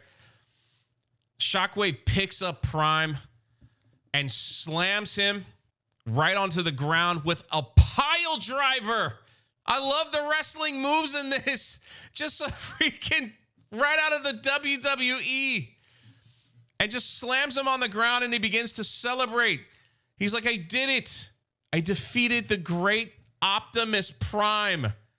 We then go to Cybertron with Alita 1 carrying Ultra Magnus. And then we see, like, I finally figured out this is like Bruticus. They're chasing her down and she's trying to escape. She's got nowhere to go. She blasts one, you know, but she's running around carrying Ultra Magnus. She sees the purple light and she's like, you know, old friend, listen, one day we'll die in glory, but you ain't dying like this. I'm keeping that promise to you. They go through the purple light and just run into Shockwave. They went through the portal. They're on Earth. And she knocks Shockwave down, which gives Prime enough time to kind of shake it off. She's like, what am I doing here? That's you, Optimus? What is this place? And then we see the Combaticons trying to go through the portal. Now, I wonder if they're going to give them the same backstory. If you don't know, in the G1 series, Starscream created them, you know, to be like his own personal army when he was kicked out of the Decepticons. But I don't know. I'm not sure. But they're trying to go through the portal. Alita 1 jumps on the ground, sees Optimus Prime's gun, turns around and blasts the portal, literally slicing one of them in half. And the portal's like shut down, right? They're like done. Soundwave gives the orders to Decepticons remove the Autobot from the planet for good. And he's just firing. He's got a shoulder cannon. Everyone's getting blown up. Jazz and Cliffjumper looks like they're about done, you know? And Alita 1's like, Optimus, we need to retreat. And Optimus is like, not without, and are you kidding me? Are you kidding me? Did Alita 1 just shoot Prime in the back? And she's like, they're gone. We have to go. Now, I gotta be honest, I have never liked Alita 1, that character. She has always been faithful to Ultra Magnus. I feel like she always wanted Ultra Magnus to be the leader, not Prime. She's never really liked Prime. I'm not sure if that's gonna be shown in this comic series, but the fact that she shot him in the back, which I believe that's where it came from, just proves like I can't stand this character. But that is why that character is important, because it's just the different dynamics of the story. So as much as I can't stand, and you might love Alita 1, as much as I can't stand her as a character, she's important to pull those emotions out in the story, right? To kind of figure all that stuff out. That being said, I hope I explained myself. But she yells at Optimus, and she's like, transform and roll out. We got Ultra Magnus, who's like in pieces. Optimus Prime is heading out with Alita 1. She's just shooting them to make a retreat. Soundwave's like, Decepticons, we got to go. And Shockwave's like, hey, Soundwave, no, let him go. Let's focus on the two that are alive, Jazz and Cliffjumper. And you could see Cliffjumper just with his arm out like, please don't leave us with these people. Please don't leave us here. And Shockwave, probably the most evil of the Decepticons, is just talking over the Autobots. Basically, Cliffjumper, Jazz looks like he can't understand. He's like, I want to do some experiments on them. So now we know Shockwave was experimenting on Ultra Magnus for 150 years, just torturing him and keeping him barely alive so he could feel the torture. And Thundercracker's like, oh, experiments? And Shockwave's like, oh, yes. And Cliffjumper is like, wait. And Shockwave's like, painful experiments. And you could see Cliffjumper being dragged away and the pain in his face. Like, I don't want to go through this. It just shows that Shockwave is the evil, the most evil out of all the Decepticons. And that's exactly who he is. That's who he was in the old comic books, if I remember. And they're portraying him perfectly. He's being dragged away. We then get back to Spike with Astral Train, and he's like, what are we doing here? Like, what's going on? I don't understand. And Astral Train's like, look, I'm just following orders. You're probably going to be tortured. I'm not really sure. But, you know, I'm just taking you back, doing what I'm supposed to do. And then all of a sudden there's like this boom. And Astral Train's like, my engines have been shut off. Right? Like some kind of EMP, just boom. And he's going in for a crash landing. And he crash lands and something breaks open. And you hear someone go, your name is Spike, yes? And he's like, who? And here we have the first, I'm clapping here while I'm recording this. They brought in Beachcomber. Oh my gosh, I love it. He's like, my name is Beachcomber. I'm here to rescue you. And that, ladies and gentlemen, boys and girls, is how this episode ends. I'm so glad to see Beachcomber, you know, given a role here. I don't know what's going to happen. And it's exciting to me. I can't wait to get into the next episode. And my goodness, what do you guys think? Let me know in the comment section below. Man, I appreciate you guys. watching these videos from front to back. Listen to me, from start to finish. The secret word of the day is Beachcomber. Just type in Beachcomber. Let me know you finished all the way to the end. Man, I appreciate you. This is Jay, and we'll catch you in the next one. Transformers issue number 10. Look at this cover with RC and Carly. And you might be like, I don't really care for this one so much, Jay. Well, you know what?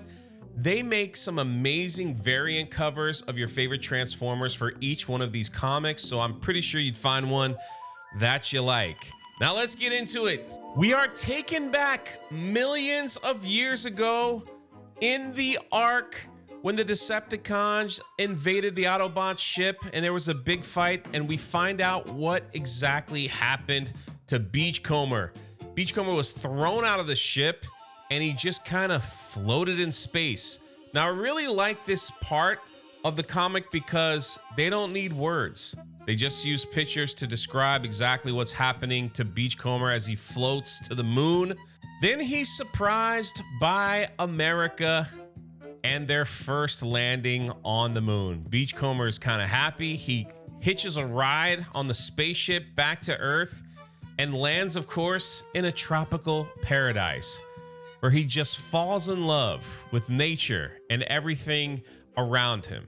He then locates the Ark, makes his way there, and sees all the Transformers pretty much dead, laying on the ground. Teletran 1 is asking, should I begin repairs on the Transformers? And Beachcomber just quietly walks out.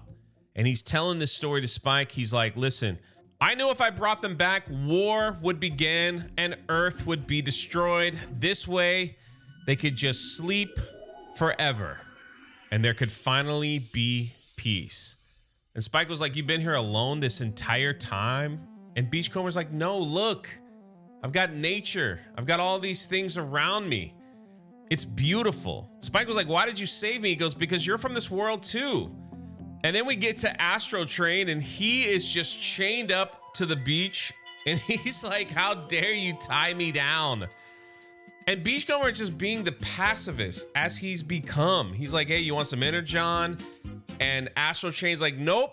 Once I get out of this, I'm going to wreck you. And he's like, yeah, that's why I'm not going to let you out. Spike begins to tell Beachcomber he was going to take me to another Decepticon, and Astro Train says, yeah, Shockwave. Beachcomber then begins to tell Spike about how cruel and evil Shockwave is. Cold, calculating, how he likes to take his time when he pulls Autobots apart. And then Astro Train begins to unveil the plan. He's like, he and Soundwave will take this planet for all it's worth. Beachcomber's like, what does that mean? He's like, they're going to bleed all the resources dry. Beachcomber then looks up to the stars and says, I promised myself I would never hurt anyone or anything again. All these years of just pondering on Earth, he's become a pacifist. He's like, I want no part of it. I want no part of war. Nothing. We are then taken back to the Decepticons base. And Shockwave walks in and says, good news, Soundwave. The Constructicons have repaired the portal. And he's like, what are you doing? Soundwave's like, my Ravage. I must repair him. Soundwave then grabs the damaged Ravage and is like, what are you doing with this thing? We don't have time. Let me throw it in the recycler. And you can see Soundwave like reaching out. And we almost had a battle of Soundwave versus Shockwave. Who you got? Let me know in the comment section below. Who's winning that duel? Because I know if Shockwave would have thrown Ravage in that, Soundwave would have just blasted him. I'm actually going to take Soundwave on that one. But what do you guys think? Shockwave looks up and is like, my goodness, come follow me. Drops Ravage on the ground. Poor Ravage. He's been like blowed up since Starscream. Are we missing Starscream at this point? Ladies and gentlemen, boys and girls, are we missing him? I sure am. Where's Starscream when you need him? Shockwave walks outside and he's like, look at all these creatures on this planet. He's like, they're going to serve us a purpose as our new energy. He's like, isn't it wonderful to know this beauty will aid in such a wonderful cause? The Constructicons then say, look, the feeder is prepared and ready. Shockwave, who looks like he's taking charge of everything over Soundwave, is like, very good. Let's start. They turned it on and you could see all the sea creatures, the whales, the fish are being sucked into this feeder and being grinded up. And I guess their energy is being harvested. And Shockwave is just evil. Evil, man. He's loving this pain. He's loving seeing things die. Like you can see like all the blood around him and he's like, yes, yes, just evil. We then get back to the Autobot base where they're trying to harvest energy from the water. And Wheeljack's like, we're in business, you know, and they're all set. And then coming in is Alita 1 carrying Ultra Magnus and Optimus Prime. Alita 1 then sees Carly and he's like, who is this? This can't be. And he's like, oh my gosh, it's Ultra Magnus. And Ultra Magnus is like, RC, I don't want you to see me like this. And she's like, I thought you were dead. Then Prime has the painful, you know, announcement to Wheeljack. He's like, I'm sorry, my friend. Ratchet, he didn't make it. And Wheeljack's like, no, man, don't touch me, and walks off. Man, the pain that Optimus Prime has to carry as the leader, you know, to deliver these messages, to try to hold everything in order for the greater good of Cybertron and the Autobots, it is just portrayed so well in this series. Wheeljack runs off, is like, I need a moment. And then we get back to the Decepticons base where we see Cliffjumper and Jazz just chained up. And they're just standing there, and in comes Shockwave. The Autobots are trying to act tough, but they're chained up to a wall, and Shockwave already starts by saying, you know, the Decepticons wouldn't leave soldiers behind for the collection of their enemies. And Cliffjumper's like, no, Optimus wouldn't do that. He goes, it doesn't matter. We'll have a conversation. And look, I brought some tools to help along the way. You can see all kinds of torture devices. Soundwave knows what's coming. He's like, let's go, Thundercracker. And he's like, well, what is he going to do to them? And Soundwave's like, it's best you don't dwell on such things. And you start hearing Cliffjumper scream. Now, this gets interesting because it shows some cracks in the Decepticons, and it just kind of shows who they really are. Thundercracker's trying to have a word with Soundwave, who's the leader. And he's saying, look, Shockwave tactics are brutal and simplistic, but he controls all of Cybertron. And as much as we dislike it, we need him. You know, and then Thundercracker's like, maybe we can go back and help my fellow Seeker. And Soundwave's like, Skywarp can't be helped. And Thundercracker's getting upset. You know, he's like, we were forced to retreat. We got to go back and get his body or something. And Soundwave stops him. He goes, out of the question. You're a soldier of the Decepticon army. Your life is mine. And look at this shot right here. He's like, do not forget it. We then go back to the Autobot base where Alita 1, a character I do not like, is trying to tell Optimus Prime, you know, what he should have done. Prime is thinking about his brothers, Jazz and Cliffjumper, how he needs to go get them. And Alita 1's like, you know, we could have used you. I don't know why you didn't stay on Cybertron to help. And he's trying to explain to her. He's like, I had to make a choice. I had to make what I thought the best decision for the good of Cybertron. And she's like, it's not much good left. There's no Energon. Decepticons rule. Our people are starving. And you're here in your new paradise. He's like, Shockwave has seen it. They're going to destroy it now. And Prime, not getting aggravated or throwing an attitude, he just says, we must stop him. Will you join me, Alita 1? We need all the help we can get. We then go back to the Decepticon headquarters where Shockwave is like, everybody gather around. We've got something to show you. Our world is on the edge of devastation, and we must move faster. And you can see the machine doing all kinds of things. It's shooting this laser out into space, and Shockwave's trying to explain to the Decepticons. He goes, our planet withers with thirst. You see this big explosion in the sky, and all of a sudden, space opens up. This giant, I don't know what it is. And in comes Cybertron. He's like, why not bring our home to the source? Shockwave has figured out to bring the planet Cybertron next to Earth. Astro Train looks up and says, yes, the hour of our victory has come. Beachcomber looks up and is like, Cybertron? And Shockwave standing like he is the leader. He's like, let the harvest begin. And that, ladies and gentlemen, is the end of Transformers number 10. And look at this. They gave us a sneak peek of Transformers number 11. This is the cover. You got Shockwave fighting Optimus Prime yet again. I can't wait to get into it, but let me know what you think. I don't really have a secret word today. I just hope you watched it all the way to the end. I'm loving this series, 10 issues in, and I've loved every single page.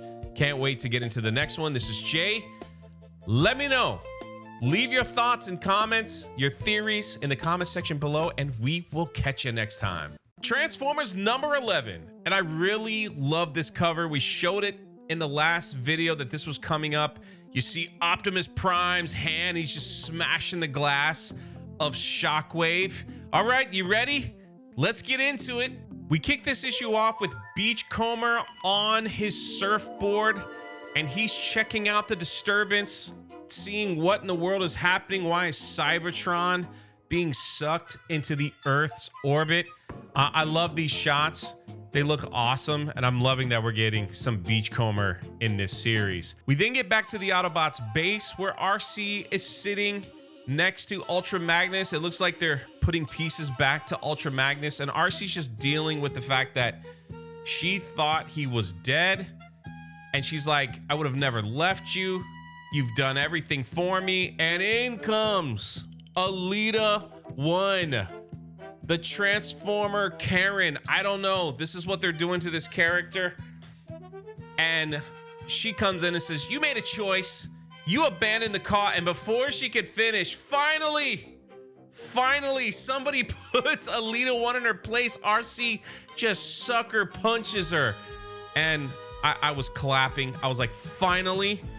All she does is run her mouth and is just so bitter and angry about everything. And yes, that's how the character continues, but it plays a role in the series. RC's like, you don't even know who I am. Alita 1 walks out holding her jaw, and in comes Carly saying, hey, what happened to Ultra Magnus? And RC says he was a captive of Shockwave for hundreds of years. And Carly's like, Shockwave? Isn't that who has Jazz and Cliffjumper? RC says, yeah, probably torturing them as well. You can see Carly's face, like she's showing some emotion to Cliff about what's happening to Cliffjumper. We then go to Prime, talking to Wheeljack, asking about Ultra Magnus. How's it going? And Magnus gets up and he goes, I must be part of the new resistance. Now, Ultra Magnus, he's a warrior. He's a beast. Him and Prime together could tackle many Decepticons, in my opinion. I'm not sure if that's how they wrote him in this series, but that's in my head canon. That's in my head canon. And he's like, I want to fight. We get back to the Nemesis where Soundwave is asking Shockwave, hey, can I go through the portal? I got to fix my Ravage. And Shockwave, who looks like has taken charge of everything, says, Soundwave, you got to focus on other things at hand, like put that thing away. Soundwave's like, but he goes, hey, just focus. Got bigger things to do. Shockwave goes to the portal, and I believe those are the Combaticons, and they're like, leader Shockwave. It seems like everyone is afraid of Shockwave. They're asking if they can go to the portal and see the new world, and Shockwave is like, silence dogs. Do not concern yourself with such matters. You should be watching the walls of this place. And Shockwave is just focused. He's like, we're going to get the power back to Cybertron. Decepticons are going to rule. We got to maintain order. This is just who he is. And it just appears that everyone is afraid of him. We then get back to the Autobot headquarters where Wheeljack and Prime are talking about what they need to do to stop what's happening. Talking about the Nemesis and how they're taking power from the Earth. And then Carly shows up and is like, what about Cliff? We got to go get him. This is our first concern now for Cliffjumper from Carly. And Prime is like, On that, we agree, Carly. And Alita won. That won't be easy, Optimus. You saw what Shockwave can do. They got the other upper hand. She has just become total. It's about me. I'm a Karen. I don't like any of your plans. I'm angry, whatever. Prime is like, we must rescue our warriors. And whatever that meant to Alita 1, it triggers a major meltdown. She's like, rescue our warriors? What about the Autobot warriors?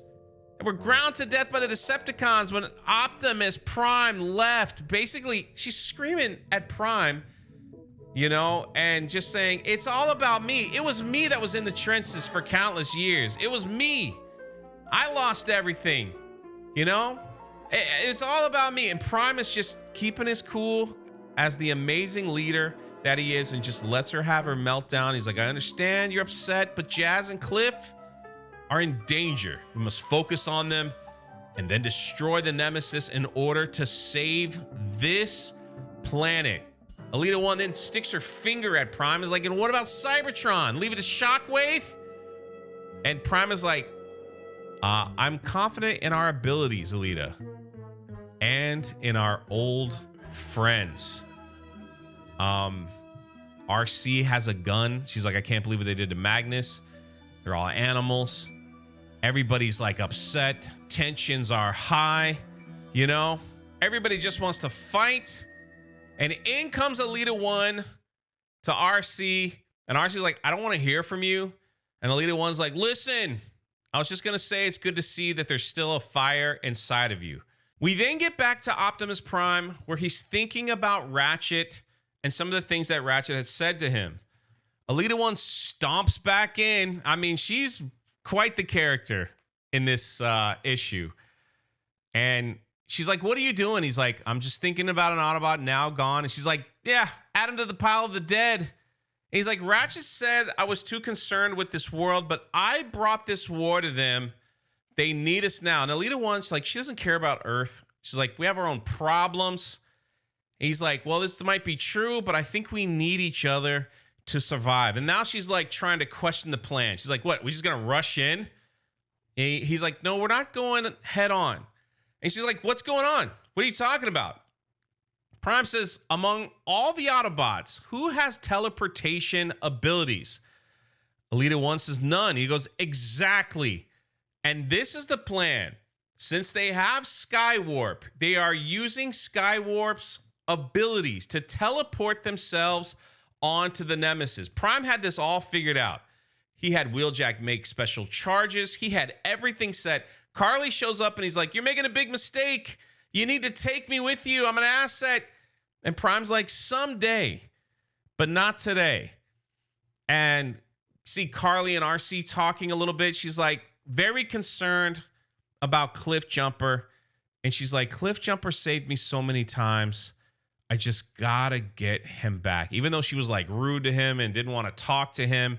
You know, it seems like all the women in this issue, RC's the only one with a level head.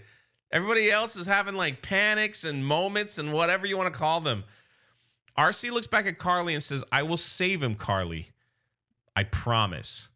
We then get back to Beachcomber, and he tells Spike what's going on, that the Decepticons are taking life from the ocean. It's terrible. And Astral Train, who's still tied up, is like, it's what was meant to be. We're going to drain the life out of this planet. Beachcomber then gives him a little energon and says, I hope this will keep you alive until the Decepticons find you. And Beachcomber grabs Spike and he's like, listen, man, there's nothing we could do. It's just war, violence, and killing. Nothing helps. We must go. Picks up Spike and he goes, we'll find another part that's quiet in this world. Beachcomber just wants to run away. Doesn't want to fight. Just wants to find a place of beauty and peace. Spike then sees a deer and remembers Optimus Prime, who killed the deer. And he's like, I know how you feel, Beachcomber. It feels wrong to fight, but I don't think I have to. I just know I can't run away. We then get back to the Nemesis, where Shockwave is back. And he looks like he's going to try to torture the Autobots again. He slaps Jazz because Jazz was running his mouth, acting like your tortures do nothing to me. He then picks up another device and he goes back over to Cliffjumper. And he's like, you know, this guy's the guy that screams, right? He's like, what if we do this? And before he could finish his sentence, Optimus Prime is behind Shockwave. He says, you shall do no such thing, Decepticon. Doesn't even call him his name. He's like, drop it. He then goes to rescue Cliffjumper and Jazz. In comes Alita 1. Shockwave's got his hand up. Then RC comes in. He's like, does it feel good to be on the other side of a loaded barrel? How about I end this right now? And Prime's like, RC, stop. Remember how far you've come. Don't lose yourself. And Shockwave takes advantage of them like discussing and kicks RC, starts shooting, grabs Cliffjumper, puts the gun to his head, says, not another step. Not another step. Begins to run out of the door, heads to the other Decepticons, and he says, combine yourself right now into Devastator. Soundwave has like lost all control. It's all Shockwave at this point. They transform into Devastator. Look, and he's looking down at the Autobots and just kind of gives them one big clothesline. And Prime is like, don't worry, Alita. Shockwave then discovers the portal that's bringing the Autobots. And Prime says, this is why we have backup. And in comes Ultra Magnus, ready for the fight. Look at this shot, this one page. It is beautiful. Ultra Magnus, then Wheeljack steps through and he's all strapped. And then it happens. Ultra Magnus sees Shockwave, the Decepticons that was torturing him for 150 years, and he can barely speak. Prime says, Magnus, with a question. Magnus drops his gun and said, I'm sorry, I can't. He transforms and leaves. Shockwave then begins to laugh and says, I broke his mind, and now I shall break your bodies. And that, ladies and gentlemen, boys and girls, is the end of Transformers number 11. And they give us a sneak peek of the next one, number 12. You see Prime, looks like he's walking into Cybertron. I can't wait. I can't wait. What did you guys think? Ultra Magnus is broken. What is this? I was hoping for a Prime Magnus showdown against the Decepticons. I think they would have cleaned house, but what do you think? What is going on with Alita 1? She did nothing in this fight. What's gonna happen to Ultra Magnus? We need him to get back in there, man. What is going on? These issues get better and better, and I can't wait to get to number 12. Let me know your thoughts in the comment section below. This is Jay, and we will catch you on the next one. Transformers number 12, probably the most emotional issue we have so far. It's kind of weird saying that coming from a Transformers comic, but they pulled it off. You got Shockwave. He's got the portal. You know, he's trying to steal all of Earth's resources and pull it into Cybertron. You got the Autobots, like, we got to stop them right now. Prime's worried about Cliffjumper and Jazz. They're being held captive. All this stuff is going on. Let's get into it. We begin with Carly. She's at the home base, and she sees that Devastator has been formed. And the first thing that comes to her mind is Cliffjumper. Remember, they had a moment, you know, and she was mad at him because he didn't kill Starscream, who killed her father. But you could see that she's like, no, I care about this guy right now, and I've got to help them. Then we see Shockwave. He's taken over, in my opinion. He's leading the Decepticons. He kind of overstepped Soundwave, who was voted the leader. And he's like, I got Devastator. Now it's time, Soundwave. Let's be done with the Autobots. And we see him transform into his gun mode. Him and Megatron. And according to Transformers lore, when Megatron or Shockwave transform into their guns, it's one of the most powerful weapons you could use. Now, I don't know which one is more powerful. I would love to know what you think. Is it Megatron or is it Shockwave? But anyway, it was awesome to see. And then we get to the Autobots, still dazed and confused about Ultra Magnus. It looks like they're in a pit and they're getting shot at from every direction. Remember, in the last issue, Ultra Magnus was their backup, and what a backup to have. A freaking warrior general, but he saw Shockwave, the Decepticon that's tortured him for 150 years, and he freaked out, he panicked, he left.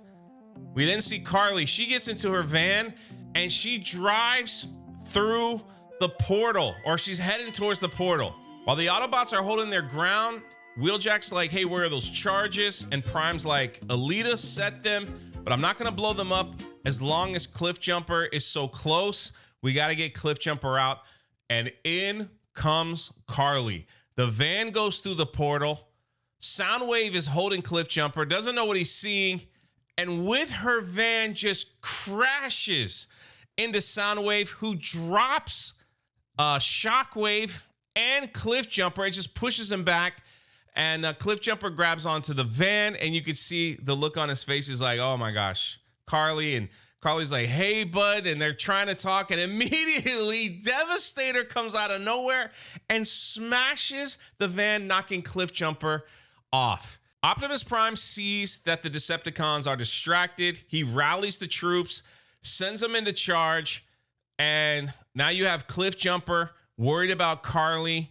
You know, she's fallen down, and she could be hurt because she's just human. Devastator just picks up the busted up van with Cliffjumper, and I don't know where Carly is, and just freaking throws it like a baseball into the portal. You can see Prime's like, what? Cliffjumper, what are you doing? The Combaticons are on the other side of the portal, and they're like, we got to get into the fight. But before they can even finish, all that stuff that Devastator went through and knocked them all out, and he's just kind of laughing. Now, if you didn't know, Devastator is a combiner where they have the 6 Transformers combined into one giant Decepticon, right? Called Devastator. Combaticons are also a combiner. They transform into Bruticus. So there's probably a little tension between the two combiners as who the top dog is, but that's a lore thing we can get into another time. I got my money on Bruticus simply because in the cartoon series, he was created by my man, Starscream. Anyway, you see Optimus Prime. He screams, now Alita, uses the arm cannon and shoots Devastator in the face. Alita's transformed into her motorcycle, and she wraps around Devastator's leg, kind of like an Empire Strikes Back when they're on Hoth, and that's how they took out the AT-ATs. Devastator falls on the harvesting machine, so now they can't harvest energy from Earth and bring it to Cybertron. Shockwave kind of sees like things are not going well, and he runs through the portal. And they're saying, Prime, we got to blow this portal up because Cybertron is coming through the portal into Earth's atmosphere. And he's like, I can't leave without Cliffjumper. Prime goes through the portal. He's like, I'm not going to leave my man again. Optimus Prime takes on everyone in the room, and it's not even close. He's knocking them down. He's shooting behind his back. He's taking them, and they run. They're like, he's too strong. I can't take them. Shockwave's like, cowards, get back here and fight. And here we have it. Prime versus Shockwave again, and Prime's not playing this time. He's like, come on then. Come on. And Shockwave's like, if you take another step, I'm going to shoot. And it's too late. Prime's like, yeah, whatever. You know, this is who you are. What's wrong with you? How come you don't treat life with respect? He grabs Shockwave, just starts pounding him in the face, and then something happens. Something takes over Prime, and he's get this memory of a human child, and he doesn't think clearly. He's got Shockwave in his hands, and he just smashes his face, and that is the end of Shockwave. Sorry to all my Shockwave fans. Trust me, I'm with you. We lost Starscream. Now Shockwave is done. And even Cliffjumper's like, Optimus. And Optimus can't believe what he did. Alita 1 shows up and is like, I finally see your old self returning. And he's beginning to explain to her. He's like, that's not who I am. I'm not like this. And he's like, we got to blow up the portal. Let's go. And before he goes through the portal, Alita 1 takes her weapon and destroys it. She had a second plan all along. He's like, what are you doing? And she's like, listen, we need you here. The Autobot resistance needs you here. She's like, look, Prime, look at all this energon that we have. We can help save Cybertron. And Prime is like, not like this. This is when things get a little emotional. He's like, this is not who we are. We don't do it like this. Prime then tries to blow up the system because he thought Alita 1 had put the chargers and she did what she was told by the leader of the Autobots. But no, she had a different plan. Her plan was to keep the energon that was harvested off all the living things in the sea and use it for the Autobot resistance. Completely what Prime didn't want. And he's like, we cannot do this. We will not feed Cybertron with the blood of their planet. And she's like, listen, our planet is thirsty and it is dying. Think of what we could do with this. Prime then has to make the ultimate decision about his home planet. He says, look, Earth needs us. It needs us. And she's like, please, your people need you. And he's got his gun pointing at all the energons. And Alita's trying to beg and plead with Prime. I need you. He looks at Alita and says, I'm sorry. He's like, please don't do. And before anything, he shoots his gun and blows up all the energon. And Alita looks back at him and says, you choose. You chose Earth over us, over your own home planet, over your people. And Prime is just spinning off into space with a little chunk of Cybertron that's heading into the Earth's atmosphere. If this is the end of my spark, then I thank the Primes that this will be my last sight. And you see a voice off into the distance. He goes, this place reveals so much beauty, and it's Beachcomber. Beachcomber to the rescue.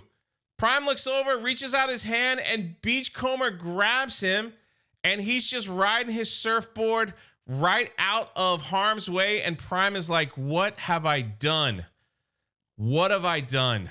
And that, ladies and gentlemen, is the end of Transformers number 12. It also brings us to the end of Volume 2. And while I try to get my thoughts out there, look at these different covers that you could buy with this issue. That's one thing that I love about this series, is you can get a different cover that you might like. They did a lot of Starscream covers that I collected for the different issues, and I love it. But I can see now why Alita is very upset with Prime, because she wants him to lead the Autobots resistance, to take back Cybertron, to get that planet fixed. And the fact that someone that she looked up to turned his back, I guess you could say that, on Cybertron to say we've got to defend Earth, just crushed her. You know, and now Prime is questioning himself. What has I done? But that is who Optimus Prime is. He will not do things the wrong way. If it is the wrong way, he would rather destroy it and come back and do it the right way.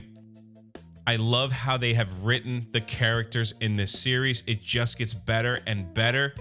Look out. I'm going to release a Volume 2, which is issues 7 through 12, just in one big video. And then we'll kick it back up and start with number 13. But what do you guys think? Let me know your thoughts in the comment section below. I absolutely am loving this series, and we'll catch you next time. Look who makes a return. That's right. On the cover, my man, finally back, Starscream. And I think many of you are going to love this issue because we get a little bit of an origin story, but I just want you to check out that cover just a little bit longer. All right, let's get into it. Transformers number 13. We go back in time a few issues where Soundwave beats up Starscream and takes leadership of the Decepticons. We get that famous line, "You kicked my Ravage. The only part left is extermination." and he says goodbye Starscream and pushes him down a cliff where there's lava. Starscream is barely alive. He's just hanging on. And he says, Starscream, that's my name. And then we get this interesting name. It says Altstar. I believe I said that correctly. Altstar, come on. Now, I got to pause it right there for a second. From what I remember, and please correct me in the comments section if I'm wrong. First of all, if I'm saying the name incorrectly. Altstar was the original name of Starscream by Hasbro, and it was later changed by an executive decision. But because that story was out from Hasbro, they used that name to put together Starscream lore. And you're going to get a little bit of it here in the Skybound comic. We go back in time where Starscream is just a simple scientist. And there's his friend. We've got Altstar. It's going to be weird because I'm going to try not to call him Starscream. I'm going to call him by his original name, Altstar. And then his friend, Genvo. We also see Jetfire, and that is common knowledge that Starscream and Jetfire used to be scientists years ago on Cybertron. They used to be good friends, but they parted ways. One went to the Autobots, one went to the Decepticons, and they're just finishing up work. Here they are just sitting somewhere, like enjoying the stars, talking about their work, and talking about the war that's happening on Cybertron. Starscream's friend looks like he's going to smash one of these little bugs. And you see Starscream like, no, man, they're beautiful. They can help. Everything has life. What a different Starscream. You know, sparing lives, looking at the beauty and everything. And when they look up, they're like, oh my gosh, look what's coming. Look what's flying by. And it's Omega Supreme. I believe that's Omega Supreme. It looks like the toy. And I bet in the book has a beautiful layout of Omega Supreme. And you see Starscream and his friends, Jetfire, looking up, and they're like, had no idea they were so big, you know? And Starscream had this like vision. He's like, I'm going to do something. Everybody come this way. Let's go. So they like break into the facility that they work for. That looks like Cup, by the way, but I don't think that's Cup. And Starscream's like, I'm going to do something here. And he goes, I want them to see us. I want these people to see me. It is important for Starscream. He's like, I want to be seen, you know? I want people to know that I exist. So he does something to his work that triggers like a little explosion. And he goes, quick, everybody wave at them. And so they're waving at them. And Omega Supreme looks down and acknowledges them that they are there. And it was such a cool moment for the guys, you know? And in comes security. He's like, hey, kids, you need to run. And they run away.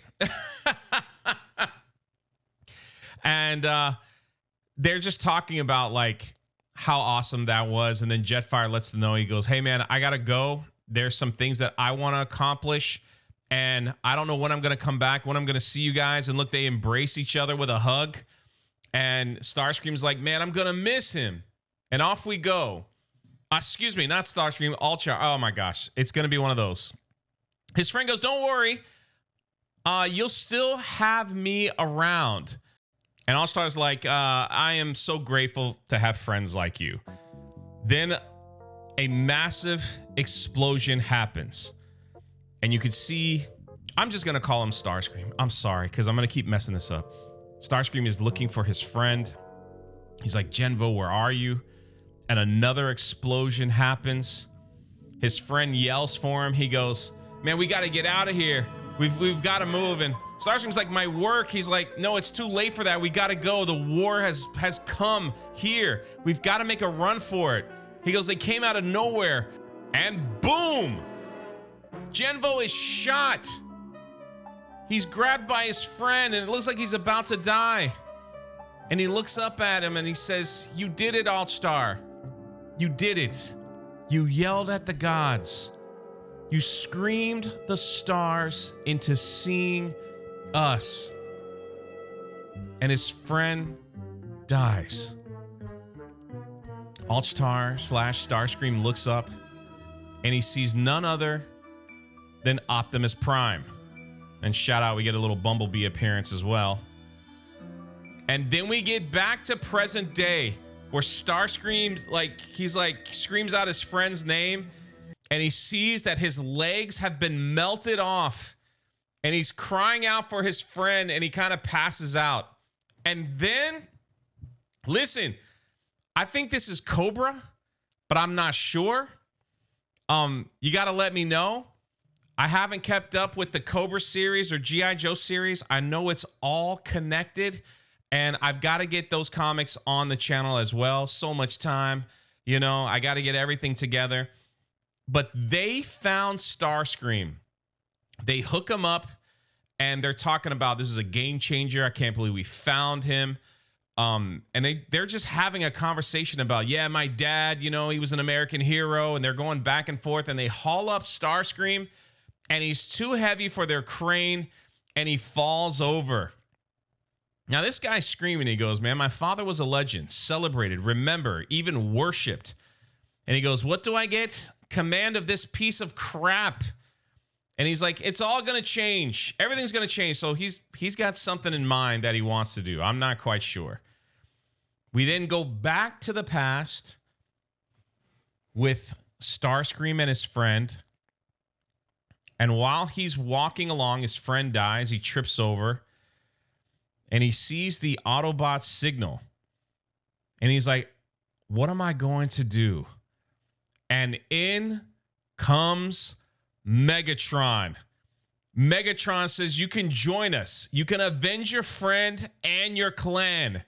You can be a warrior on the new Decepticon order. Megatron came in at the right time. Also, haven't seen much of Megatron yet. I do know that Cobra from G.I. Joe has him trapped, and that's where he's been this whole time. Megatron looks into his eyes, tosses him a gun, and he asks him what his name is. He says, my name is Starscream. And you can see that look, and this is the journey. Starscream goes into madness. That's why he's violent. He just wants revenge. Everything has changed for him. We went from a scientist being friends with Jetfire, having a best friend, just wanting to be seen, to thinking that it was Optimus Prime and Bumblebee that killed his best friend. And now he's becoming a warrior. Changed his name, you know, because of the last words of what his friend said. And I love it, man. I love it. And that is the end. Kind of a shorter issue, but we get the backstory. And now Starscream is technically back in the series, and I can't wait to see what goes on in the next issue. Let me know your thoughts in the comment section below. We're gonna start. We gotta get popping these out, man, because I can't wait to get into the next one. This is Jay. We'll catch you next time. Transformers issue number 14. Look at little Starscream in the top left corner of the cover. We got Astro Train still chained up. But this issue is all about my man, Starscream, and he's about to shake things up. Let's get into it. If you remember, Starscream was picked up by a bunch of mercenaries, dragged out of the lava. He was missing his legs, and they were in a Cobra Hiss tank. And you could see in this first panel here, they're repairing, they're doing some repairs. They look up, and look what they did to my boy. They attached the body of Starscream on top of the Cobra Hiss tank. It's a Hiss tank, right? Right, fam? I didn't get that wrong, did I? If I got that wrong, oh my gosh, the comments. But yeah, I believe that's a Hiss tank from Cobra. And they attached my boy Starscream, and he is in panic. He's like, what in the world are you doing? Then you see that they have put Starscream on a control pad with a red button. Starscream is furious. He starts pounding the ground. He's like, what have you done to me? You ruined my beautiful body, and I shall have my... And then this guy that draws, he's like, see, your legs were gone. It's like, I drew a sketch. And he's like, that's all wrong. He's like, my proportions are all wrong. You got to sketch it again and do it right. I want portraits of me. This is totally Starscream's crazy character. And right before he could do anything, you could see that this team is controlling him with this controller. They back him up. You know, he's trying to kill people. He's like, you've disrespected me. Like, no one makes me a slave. He notices a cat, doesn't know what it is, and he's like, I must kill it. The cat gets picked up, said, no, that's my cat, bites the owner, and Starscream has a laugh. He's like, I like this cat. I like it. He then looks at the humans and he goes, listen, I need Energon, okay? I need help. Then they start to work out a deal with Starscream. The biggest mistake you could possibly make. He's like, listen, we'd be happy to help, get what you need. And again, those type of words trigger Starscream. I don't need anyone's help. I don't need you. He's getting ready to kill him. And he goes, look, you better not do that because we planted chargers throughout your whole body. And if something were to happen to me or we push this button, it'd be the end of you. Starscream's like, well played, squishy. So he's like, okay, we'll play your game. We'll play your little game and we'll see. So they make like a deal. Obviously, this mercenary team, they want to use Starscream for whatever reason that they have. And he's like, I'll play along. I'll play along if you're going to get me some energy and we'll just keep it moving, right? We then go back in time. We see Megatron and Starscream fighting together and just annihilating Autobots. They got the Autobots on their knees and Megatron begins his mental manipulation. He's like, Starscream, I know these people are tied up, but we got to end them. Megatron transforms into his gun mode, which is one of the most powerful weapons in this universe. And Starscream's like, I can't do that. You know, like they're prisoners of war. And Megatron is manipulating. You could see Starscream like fighting with himself. He's grabbing onto his mind. He's like, I just don't know. And so he ends up doing it. Megatron's like, you will obey my command. You're going to be my assassin. Okay? You're going to fight alongside of me. You're going to be my number 2. You know? That's what you're going to be. Starscream kills a few and then he's just like, you know, I'm sorry. And Megatron's screaming orders continue for the good of the Decepticons. He goes, do not apologize. And then you could see Starscream's face start to change. Like he's starting to enjoy it. He's starting to remember, you know, his friend. And in the background, you can see all the Autobots that are dying. You can see his face changing. And the madness is now sunk in to Starscream because of Megatron. We then get back to the present day and they roll up on Astro Train.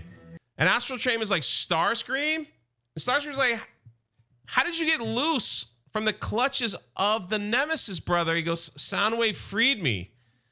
Soundwave then frees Astro Train because he said, Soundwave promised me Megatron if I helped him. Starscream's screaming at him, no, that's a lie. Soundwave wouldn't do that. But if you stick with me, you know I have no love for our fallen leader. You know, join my side and I will help you with your revenge. Meanwhile, like the humans are just like, what's going on here? Like, hey, we need your help. And then they notice the piece of Cybertron, or at least the piece that came through the portal and is now on Earth. Astro Train looks at Starscream, says, a lot has happened, you know, and Cybertron falls into the water and starts a wave. And the humans are like, we got to get out of here. And this is funny. Astro Train is like, why have you partnered with these weak creatures? And Starscream says, they rescued me from the clutches of death. If you can believe that. So Astro Train transforms. Starscream gets it ready to go inside. And the mercenaries have the control box. And they're like, you know, I don't think so. You're not going to leave us out here. And Soundwave's like, no. You saved me. I got you. Allow me. You go in first. So they all go into Astro Train and Soundwave's like, all right, let's go. And he looks out and he goes, I can't believe it. The Combaticons. Now, again, we bring up this lore and I don't know if it's in this comic book series, but in the G1 cartoon, Starscream created the Combaticons and they're very loyal to Starscream and it looks the same. He looks out and he sees Combaticons and he goes, open up, I'm going to get them in here. He grabs them and he rescues them and pulls them into Astro Train. And he's like, bask in all my glory, Onslaught, because they can't believe that they see their friend Starscream. And they're all just having like a moment. You know, they're just hanging out. They're talking. They're like, it's true. And then Starscream's like, General, these are my friends. You know, these are the Combaticons. He goes, don't worry. You don't have to worry about anything. Astral Train takes off and they end up on that piece of Cybertron. So now you see Starscream and his newly formed Decepticon army is starting to be formed.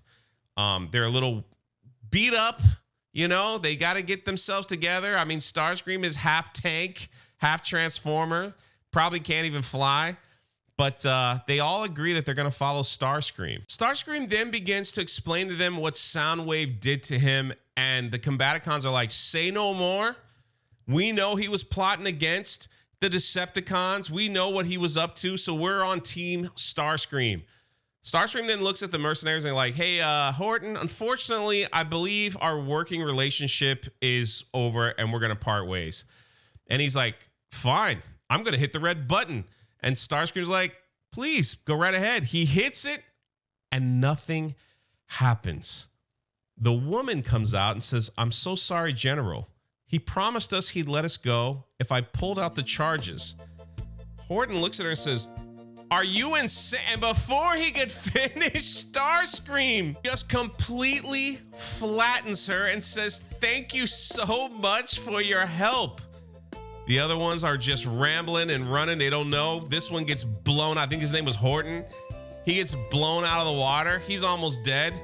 The other one's begging for mercy. And Starscream's like, you tried to make me a slave. Takes up his control box that controls the tank and runs him over. He's gone. We get to the cartoonist, the guy that was drawing the pictures, Private Martin. He looks at him and says, I need you to start sketching. I need you to make a record of what is happening here. He says, you shall be my illustrator and witness to my great rise to power. Never again will I be the property of anyone. I will be the master of my own destiny. Ladies and gentlemen, that is the end of this issue. We now have two Decepticon armies that are going to collide. We've got a civil war on our hands, probably at perfect timing with the Autobots all banged up. And I want you to see the cover for the next episode.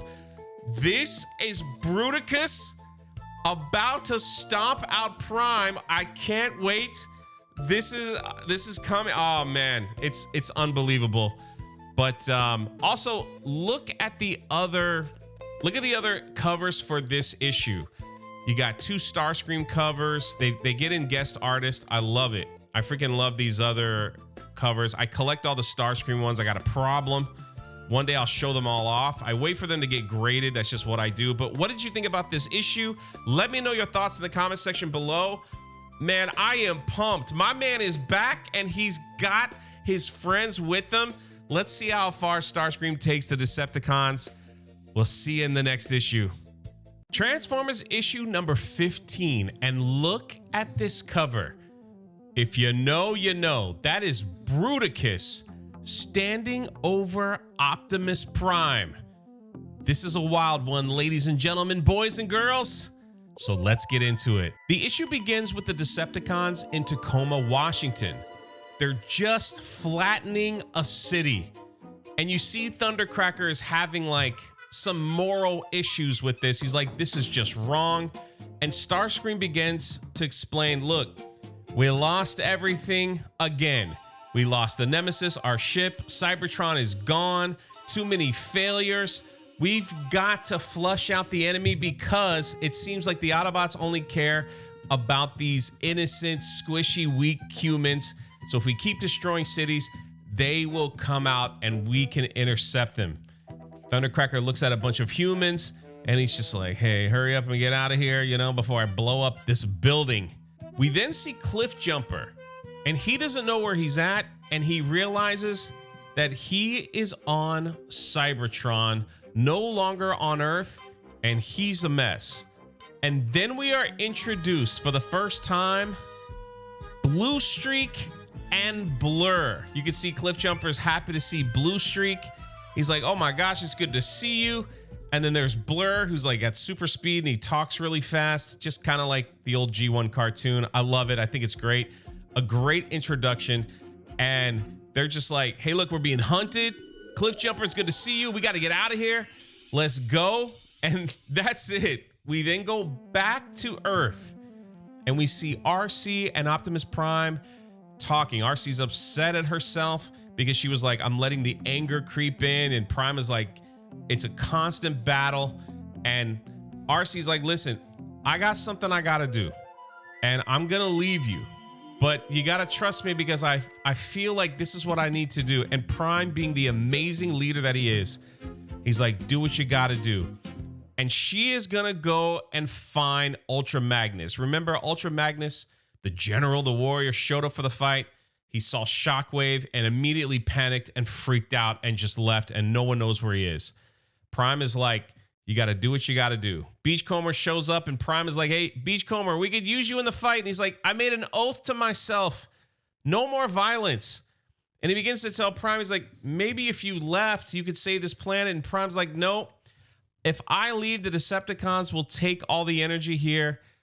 I got to take them on head to head. But because of your convictions, you do what you got to do. There's Carly, and they're all gone. They head out. They're going to go try to find Ultra Magnus. I don't know if Spike is going with them. You kind of see him behind Beachcomber, but probably is. He's probably in the car with Beachcomber, and they're going to head out.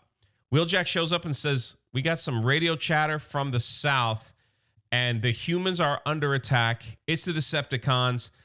And Optimus is like, all right, let's go. Then they begin to, while they're driving out there, they're like, you know why you're having these lapses, Optimus Prime? Like, you keep like getting in some kind of trance. He's like, I have no idea. Well, they show up in the spot and Prime is shocked. He's like, what have they done? He's like, Autobots, let's go into emergency rescue. They begin to rescue as many humans as possible. Now, the humans, they're scared. They just see giant robots. They think they're going to kill them. Prime discovers a bunch of humans. They start shooting at him. He's trying to explain, I'm here to help you. Then one of them blasts him in the back with a tank, you know? And he's just like, what are you doing this for? Like, I'm trying to help you. And then it happens again. Prime seems to be possessed, you know? And he's like, is hurting things all you're able to do? And he grabs the tank and you can see his eyes. He looks a little possessed.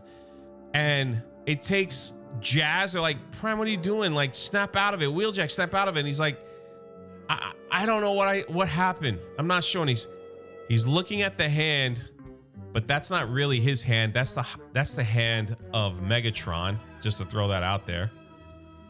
Wheeljack says, listen, we've got word that there's a lot of humans and stuff coming. So he goes, okay, fine, we'll leave. And you could see in the distance, you got Soundwave saying, so predictable, watching them. Scrapper's like, hey, they're getting away. He goes, no, it's okay. Let them go. We're going to figure out where they're going. And then he talks to Laserbeak. Laserbeak is like tapping on Ravage. This whole Ravage Soundwave storyline has been incredible. It's because of Ravage. He tried to kill off Starscream, almost fought Shockwave. And he looks at Laserbeak and he goes, look, I know our family is incomplete, but I have a mission for you. And he says, you cannot return until your task is complete. And he sends Laserbeak off. Off they go. We go back to Cybertron with the Autobots. And they see a Decepticon just kind of standing there. To me, it looks like Dirge, but who knows. Walks up behind him and just guts him like a fish, you know? And Cliffjumper is like, what the heck, Blue Streak? That's not who we are. We are not like them. We don't do this kind of stuff. And he's like, you've changed. He's like, I can't do this. And he goes, let me guess. Yeah, Optimus Prime, right? He's the one that taught you to be so peaceful and everything in these times. And then out of nowhere, Alita 1 shows up and says, hello, Cliffjumper. So apparently Alita 1, she's got all the Autobots that are just like bloodthirsty, that are going to fight to the end. I mean, they've seen some stuff. You know, they've been through war, so they're not acting like normal Autobots, while the Autobots that are with Prime are a little more passive, and they only fight when they have to. It seems like these Autobots with Alita 1, like, they're just going to kill, because it's survival of the fittest.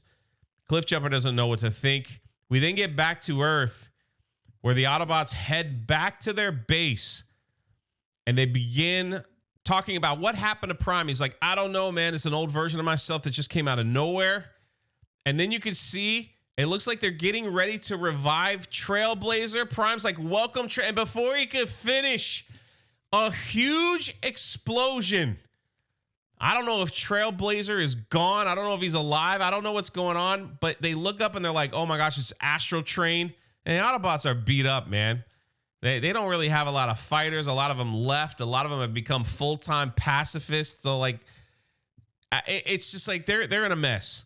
Astral Train comes down and crashes into Optimus Prime. And here we go. Starscream, in his weird form on a hiss tank, says, finally. He's got the Combaticons behind him. And he is zooming. Prime is standing there, and Starscream rolls right past him and says, we meet again. And Prime's like, what? I'm like, right here. I'm like, what? Starscream is just like, no, Prime, you're like the secondary target. I'm going after Soundwave, because Soundwave also tracked the Autobots back to their base. And Soundwave's like, Decepticons, we have hunted the Autobots, but instead we have found a most troublesome insect. And here we go. Starscream looks at Soundwave. He's like, we know what you're trying to do, Soundwave. And the Combaticons is like, leader Starscream, you have united us. You have healed our brothers instead of yourself. We will follow you to the end. Starscream's like, Combaticons merge into Bruticus. Look at this. There's Bruticus, another combiner. And he's standing over Soundwave. Oh, man, and this is the end. So are we going to have Bruticus just stomp out Soundwave? Is Starscream going to get his revenge? I don't know, but we have a full-blown Decepticon Civil War with the Autobots just standing around wondering what the heck is going on. I want you to check out all the different covers you could get with this issue. Of course, you know, I kind of like the Starscream one. I have way too many Starscream covers. As I keep saying, one day I'll just show them all off. But I even like the sketch cover, the blank ones. I love that, because you could take them to your favorite artist and they could draw whatever they want. It's pretty awesome. But look at that cover D with Starscream. Oh, it's awesome. But what do you guys think? Let me know your thoughts in the comment section below. Sorry, I've been a little late on these. I'm going to get back to them. I got to get caught up because the new season is coming out, starting with issue number 25. I got 10 more to go to catch up. This is Jay. We'll catch you on the next one. Transformers number 16. Look at this cover. We got Devastator versus Bruticus. It's gonna be awesome. I can't wait. Are you ready? Let's just jump right into it. The issue takes us right to Cybertron with Cliffjumper and Blue Streak. Blue Streak's like, we shouldn't be here. Cliffjumper said, you've already said that. And Alita 1's like, hey, we're serious, Cliff. Some places should be left untouched. But Cliffjumper's like, listen, there's something here that I gotta find. This is where Starscream killed my clan. Cliffjumper tells his crew that he buried something here because he figured since Starscream killed off his people, they would never come back. And here it is, a spark canister. And he said, listen, there are only pieces of my friends left. Not enough to bring back all of them, but maybe enough to make something new. We then get back to Earth, where Soundwave gives the order to the Constructicons, and they're like, we're already ahead of you, boss. And here we go. The battle of the combiners. We got Devastator versus Bruticus. And before you continue, you gotta let me know in the comments section who you got. I'm sorry. I gotta go Bruticus. That's my man. Man, that's Starscream's people. I gotta go Bruticus. But who do you have? And tell me why one would win over the other. But oh my gosh, something I never thought I'd see. This is freaking awesome. Optimus Prime knows what's up. He's like, listen, we got to get out of here. Wheeljack's like, what about my machine? He's like, it's too late. Jump. And we get into the fight. Looks like Bruticus hits Devastator with a closed fist. And I'm telling you, in the comic book itself, it doesn't do it justice what you're seeing on the screen. This cover, this layout, it looks amazing. Bruticus with the first punch. You see Starscream below saying, kill, kill. And Soundwave, you could just see Soundwave running up to Starscream. We got some humans that are little bystanders seeing what's going on. And then we get round 2. Soundwave versus Starscream. Now, Soundwave got the better of Starscream. Took him out. I thought he killed him, and that was the end of my man Starscream, but no, he's back. Soundwave's like, how do you still function? And Starscream like, you cannot kill what is unkillable. And I can't say the same for yourself. Soundwave turns around while Starscream backs up, and kaboom! In comes Astro Train. He transforms into his train and just smacks Soundwave. You can see Starscream laughing, but up in the top is Thundercracker. Thundercracker comes in and starts laying down some fire on Starscream. He's like, why are you doing this? Why? And Starscream's like, you were there, Thundercracker. You left this evil to rule. He's like, you left us no choice. You were unhinged. Now we got the Seekers fighting. The Seekers, Starscream, Thundercracker, Skywarp, and Thundercracker's, you know, through this series, he's got a little heart. And he's so upset about his brother, Skywarp. He thinks that Starscream ripped him to pieces. And Starscream, as they're fighting, saying, look, it wasn't just me that ripped up Skywarp. It was Soundwave. And he's like, you lie. He's like, will you wake up and stop being naive? This is how it is, metal on metal. And they're fighting. And it looks like Starscream's about to blast them. But no, Thundercracker got the little remote control.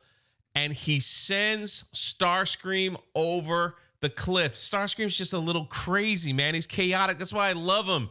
He's like, you throw him in the mix, you know? And it's chaos theory all over. You never know what's going to happen with this guy. That's one of the reasons why I love him. Now we get back to Soundwave fighting Astro Train. Soundwave immediately looks at Astro Train and calls him a coward. He's like, how could you switch sides? And something happened because Astro Train is like, I don't care what side I'm on. I just want to kill Megatron. And whoever hates him the most picks up Soundwave and throws him in the ditch just where Starscream is. Soundwave looks up at Thundercracker and is like, hey, help me quickly. But Thundercracker is he's just not there. He's thinking about, man, has everyone lied to me? I'm out of here. He transforms into his jet form and just flies away. Then Prime is like, you know what? Enough of this mindless fighting. If the structure is destroyed, the humans in the entire area will be devastated. Starscream yells, are you a baby? You actually think we care about these squishies? Prime is like, you must. And then something happens again. Something takes over his mind. And he's not thinking clearly, and he just fires. He hits the dam, releasing the water. The fight between Devastator and Bruticus. There's water flying. It's flushing out everybody. Wheeljack's like, what happened, Optimus? He's like, I don't know. I don't know what's going on here. He notices that there's humans, and he's like, I can't get to them. They're too far away. And just in the nick of time, Trailbreaker is awoken from his slumber. His power, he can make force fields. That's just like one of his special tricks. And he looks down at the humans. He's like, hello there, small things. He goes, my name is Trailbreaker. And Wheeljack's like, man, talking about getting revived in the nick of time. He's like, sorry, I'm late to the party. I woke up and almost got crushed. by those two. What in the spark is going on? You see Prime on his knees, not knowing why he keeps losing control. And he simply says, chaos. We then get back to Cybertron, where Cliffjumper and the gang go back to the base. And Cliffjumper is saying, I am going to go somewhere to maybe bring back my friends. And they're like, where are you going to go? I'm taking them to the Wells of Sparks. And Alita 1's like, she's basically the leader here on Cybertron. She's like, you can't go there. That's a death sentence. That's Decepticon territory. And now they're letting her know. They're like, listen, everywhere is Decepticon territory. And he's like, we got no hope around here. Everybody's doom and gloom. Everyone's down. Maybe a fresh new Autobot will bring hope. And Alita has to take a jab at Optimus Prime. He goes, and when you get what you want, you're just going to take back to Earth to Optimus Prime? He says no. We then get to Carly and Spike as they are on the mission with Beachcomber and RC. They're trying to find Ultra Magnus. So they just give us a little update that they're still out there trying to see if they could find him. And then it takes us to an unknown location with Laserbeak. And here is the moment that everyone has been waiting for. There's a voice that says, my old friend. He says, it's been too long. Thank you for finding me. And here we have our first official appearance of Megatron. They showed a little glimpse of him earlier on when he was trapped in the ice. But Megatron, alive and well. He takes the cables from Laserbeak and attaches it to his own so he can finally see. And he's like, guide me to my warriors. Megatron missing his arm. That's attached to Optimus Prime. This is about to get real. One of the most powerful Transformers, probably one of the most powerful Decepticons, is making his way back. The Autobots are in shambles. Prime, he gets possessed all the time. He doesn't know what's going on. And they've got Bruticus, Starscream, Soundwave, Devastator, and Megatron. I believe he'll end this civil war with the Decepticons and totally dominate the Autobots. And before we go, I want you to check out all the covers for this issue. I love cover D, of course, because it's my man Starscream. And I've got all the Starscream covers. One day, I guess on a live stream, I'll show them off. But look at cover E. That looks so amazing with Megatron and Laserbeak. Such an awesome job. What do you guys think? Let me know your thoughts in the comment section below. I'm hyped. I know I'm behind, but we're getting there. We're getting caught up, and I just can't wait to see what's happening next with Megatron now back in the picture.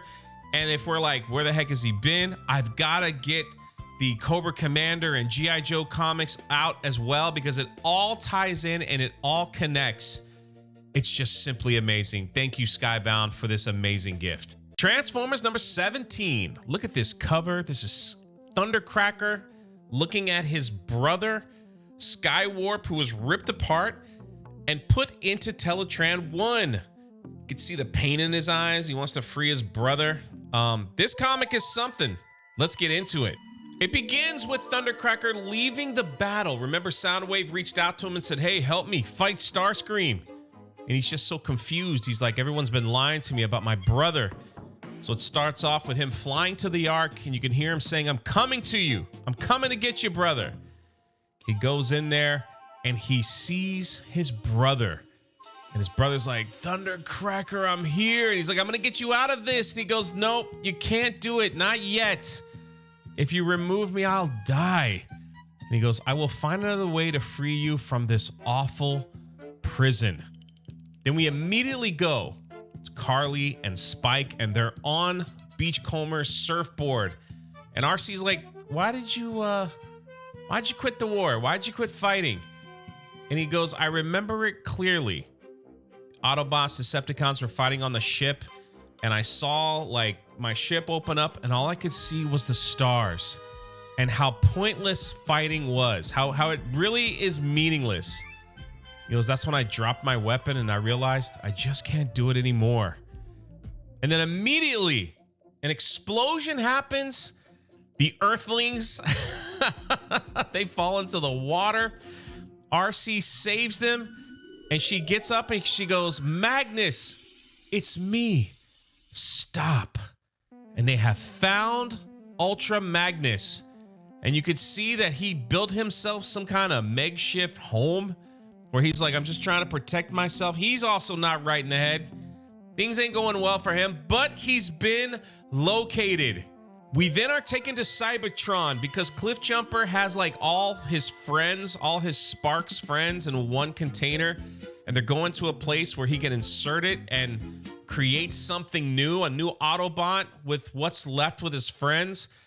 He has more talks with Alita 1 where she's just angry at Optimus Prime for leaving. And he's trying to explain. He goes, listen, he had to do what he had to do because there's no hope. And she's like, yeah, there's no hope. I don't have any hope. You have a little bit of hope. I don't have any hope. And Blue Streak and others come in. They're like, listen. Maybe a new Autobot. Maybe we can get some more hope. But look at all the people that are following you. Maybe this is the change. And she's like, all right, let's figure this out. Man, there's so much stuff going on. It's like we're going here, we're going there, we're going everywhere. We then get back to the Autobots.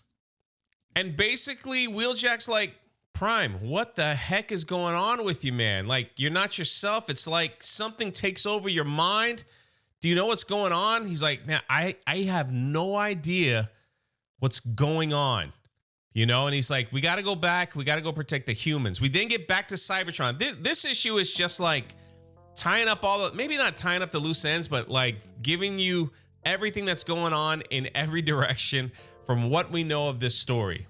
We're back to Cybertron and the Autobots there with Cliffjumper and Blue Streak and Alita 1. They got to break into this place to get these sparks because Cliffjumper's like, this is all I'm going to do. If I die, I die. It's the only hope I got left. So they get in there. Alita 1, you can see here, she jumps out and she starts fighting with the Decepticons that are there. And she's an amazing warrior. You know, she was taught well. And she takes both of them down with a double clothesline. I am loving the WWE moves here. I'm freaking loving it. Even though so far, I'm not liking the character Alita 1, but I'm supposed to not like her. But she's got a fan base. I see it in the comments section. They love what she's doing, but that's what I love about this series. Cliffjumper makes him way inside, and he doesn't know what to do. She's like, Cliff, what do you do? He goes, I don't know. I just turn it on. And you can see there, it's the sparks needed for creation. He sticks his friends, what's left of his friends in there. And he goes, here goes everything. And he's about to push the button. And immediately we get back to Seattle. And Devastator and Bruticus are still fighting the two combiners. And Starscream is just like, man, get this thing over with, Bruticus. I know you can take him down. Soundwave is riding Devastator as they're getting ready to clash again. And Starscream goes, get real. You always were and always will be he calls him the B word. We try not to cuss around here. We try not to cuss. But that's Starscream for you. We then get these shots where they found a new city and the combiners, Devastator and Bruticus, are just going at it. The Autobots show up and they're like, what in the world is going on? He goes like, Autobots, we got to rescue the humans. Let's go. Let's roll out. And you can see this beautiful layout as they're rushing into the city. And he's like, save as many humans as possible. They transform. They're picking up the humans. He's like, get in, like almost getting stomped on. The humans don't know what's going on. Like, who are you? And he's trying to explain himself while they're rescuing humans because the two big combiners are fighting. We get back to Cybertron again. And they're just like, did anything happen? What's going on? Anything? Cliffjumper adds a couple extra pieces and something happens and it's creating a brand new Autobot that we've never seen before. And it says, Cliffjumper, we recognize, no, I recognize you from ages past. Cliffjumper says, what is your name? He says, my name is Shreadhead. And here we get Skybound's own creative Autobot. They created this brand new Autobot to be in this series. This is a collection of all of Cliffjumper's friends put together in one. And there he is, Shreadhead. Welcome to this comic book series. Shreadhead, the all-new Autobot. What did you guys think? What did you guys think? Kind of like, I don't know if I'd say a filler episode, but it definitely was trying to get you caught up on all the different things that are happening as of right now. I just want to get back to the big fight. Where the heck is Megatron? While I'm talking here, look at these awesome covers. No Starscream cover, you know? No Starscream cover on this one, but that's okay. That's okay. I think he'll be back. But I can't wait for Megatron to show up. So maybe in the next one. Anyway, this is Jay. Let me know your thoughts in the comment section below. The secret word is Megatron. This has got to be one of my all-time favorite Starscream covers. I mean, look at that thing. I had to buy it, and I got one that's graded. It's just freaking awesome. Standing there with Bruticus behind him.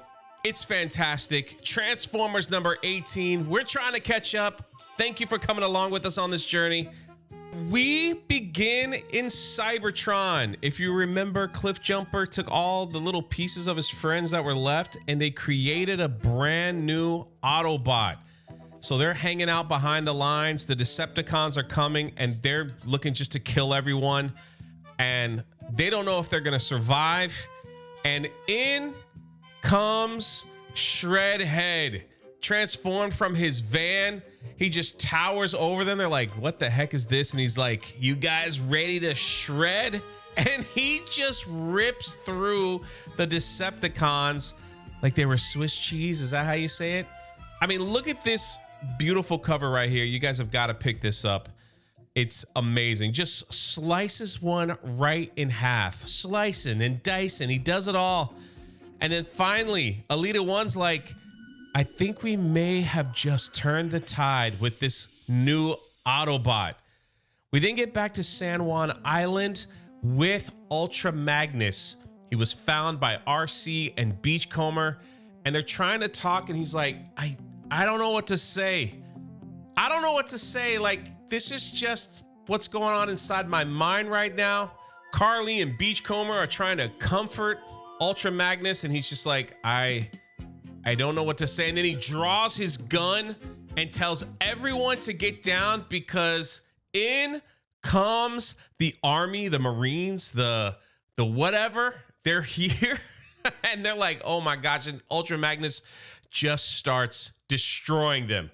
RC's like, listen, those are humans. They don't know what they're doing. And Beachcomber grabs Spike and she's trying to plead with Ultra Magnus, please stop. It seems like right in the middle of everything, Carly, she gets knocked out and Magnus is just like, they're trying to make me a slave again. And all he could see is Shockwave. He punches the helicopter. That blows up. RC screaming at him, please stop this. And Beachcomber's like, we got to get out of here. And Spike's like, what's going on with Carly? And RC's like, I got her. And then the whole place just gets annihilated. The troops come in. They see Carly on the ground. They're like, is this one going to be all right? It's like, yeah, she's out cold. Maybe we can wake her up and we can get some answers. RC is kind of trapped under the rubble. And you could see the helicopters picking up a knocked out Ultra Magnus. Boy, Magnus has been through it, huh? He's been through it. Tortured, trying to run and hide, trying to disappear. And now the military's got him. We then get back to Seattle where the Autobots are trying to rescue as many humans as possible. And we still got the Decepticon Civil War. We still got Bruticus and Devastator still going at it. You know, Prime is holding up a wall here. And, you know, Trailbreaker, they're all like doing their part and to try to save the humans while these two combiners are just going at it. Starscream is screaming. He's like, man, I'm going to take you all out. You know, he's trying to shoot down Devastator, and Soundwave's like, hey, listen, Rumble, you only got one arm. I haven't repaired you yet, but that's all you need. Picks up Rumble and chucks him at Astro Train and Starscream. Rumble just knocks out Astro Train, and he's like, hey, we're going down. Starscream is screaming to the Combaticons. He's like, to me, help me. Combaticons are like, that's our leader. We're going to go help him and see where he's at. Soundwave is screaming at Devastator. It's like, go after him. Go follow him. And Bruticus is like checking on Starscream, and Starscream's just panicking. He's like, why can't I get a break? More potty mouth. Astro Train's on the ground. And Devastator, out of nowhere, says there can only be one combiner, and just drops Bruticus with an RKO. I love the wrestling moves that they do in this. I love it. Nails him with the RKO. He's like, and that combiner's name is Devastator. And if you have the comic, which I highly recommend you buy, this cover layout is fantastic. The downloadable one doesn't do it justice. Prime is like, oh my gosh, save us, as he sees these two giant monsters fall into the ground with Devastator on top. I still got Bruticus, sorry. Even though right here, Devastator got the upper hand and took him out. We then get our rematch of Soundwave versus Starscream. And Starscream is just like, why can't anything go my way? And Soundwave's like, because you are stupid, Starscream. And then he calls Starscream pathetic, which that's a trigger word. That's a trigger word for Starscream. You don't want to do that, because then he just goes into crazy mode here. So he's like, you called me pathetic? Grabs Soundwave, bites off his chin, rips out his chest, and he's like, look who's talking here. Grabs Ravage, who is, Soundwave's been trying to get Ravage back since issue number 1. He's been so protective of Ravage. Grabs Ravage, and you hear a voice off into the distance. Starscream, Soundwave. And look at this awesome picture right here of both of them. Starscream looking in shock, Soundwave looking up. He's got Ravage in his hand, and in comes Megatron. Nobody knew where Megatron was. He has joined the fight. He says, enough. Starscream's like, Megatron, how did you? He's like, be silent. Soundwave is like, Megatron. Megatron picks up Ravage and does something to him and brings him back to health. He's like, what a good soldier you are, small thing. And what a faithful servant. Ravage is back. Soundwave then kneels, says, my master. Starscream screams at Astro Train, is like, hey, you gotta get me out of here, because now everything is messed up. And if you remember, Astro Train had one thing in mind, and that is to destroy Megatron. Astro Train says, no. Get up, Soundwave, says Megatron. There's so much work to be done. Optimus Prime looks up. He sees Megatron. He says, Autobots, retreat, with the shadow of Megatron looking down at Optimus Prime. And that, ladies and gentlemen, is the end. They just get better and better and better. I'm just saying, man, it's freaking amazing. Absolutely amazing. And let's look at these other covers, because this is another thing that I love about this series. You can pick the different cover. I love cover A, of course, my man Starscream, but you got some with Megatron, with Shreadhead, Prime, and RC. They're all awesome. They're absolutely all awesome. But man, my gosh, my wallet is going to be hurting, because I just want to collect all the Starscream covers. I don't know why. Maybe one day we'll show them all off. But what did you think of Transformers number 18? I got to get caught up. I know number 23 has just came out, and I hear it's freaking awesome. So number 18, more to come. Let me know your thoughts in the comment section below. This is Jay. We'll catch you on the next one. Transformers number 19. This is a little different because it appears to be somewhat of an origin story of Megatron. But look at this cover. Got the Sharkticons from like the 1986 movie in there. Let's get into it. The issue begins with Megatron not knowing where he's at. It's like, why am I here? And you hear a voice saying, don't worry about that. You've been chosen. Been chosen for true glory and true power. And of course, in Megatron fashion, he doesn't like it. No one tells him what to do. He's his own boss. He'll be a slave to no one. So he's immediately saying, how dare you capture me? You know, and it looks like we have Quintessons here saying, we succeeded in capturing you. There ain't nothing you could do. Megatron goes into full attack mode. Nothing happens. And then you see this little picture. It looks like the Matrix, you know, a little bit. But we'll see. This is called the Trial of Megatron. Desimir, the Quintesson, is like, hey, don't waste your energon. You got to go to this trial. So they take him out to this big open area. And Megatron's still like, I demand answers. What in the world am I doing here? What is happening? Immediately, the doors open and in comes the Sharkatons from the movie. My goodness, just like the movie. And Megatron's like, yeah, you think this scares me? I'm freaking Megatron. Like, do you know who you're talking to here? I'm freaking Megatron. He just blasts them oblivion, fighting them, just taking them down. And he immediately goes after the Quintessons. He's just like, man, you guys are cowards up there hiding from yourself. And he keeps shooting them, trying to knock them down, trying to blast them. Then Megatron gets electrocuted, and you can see like the Sharkticons like get the upper hand, but not for long.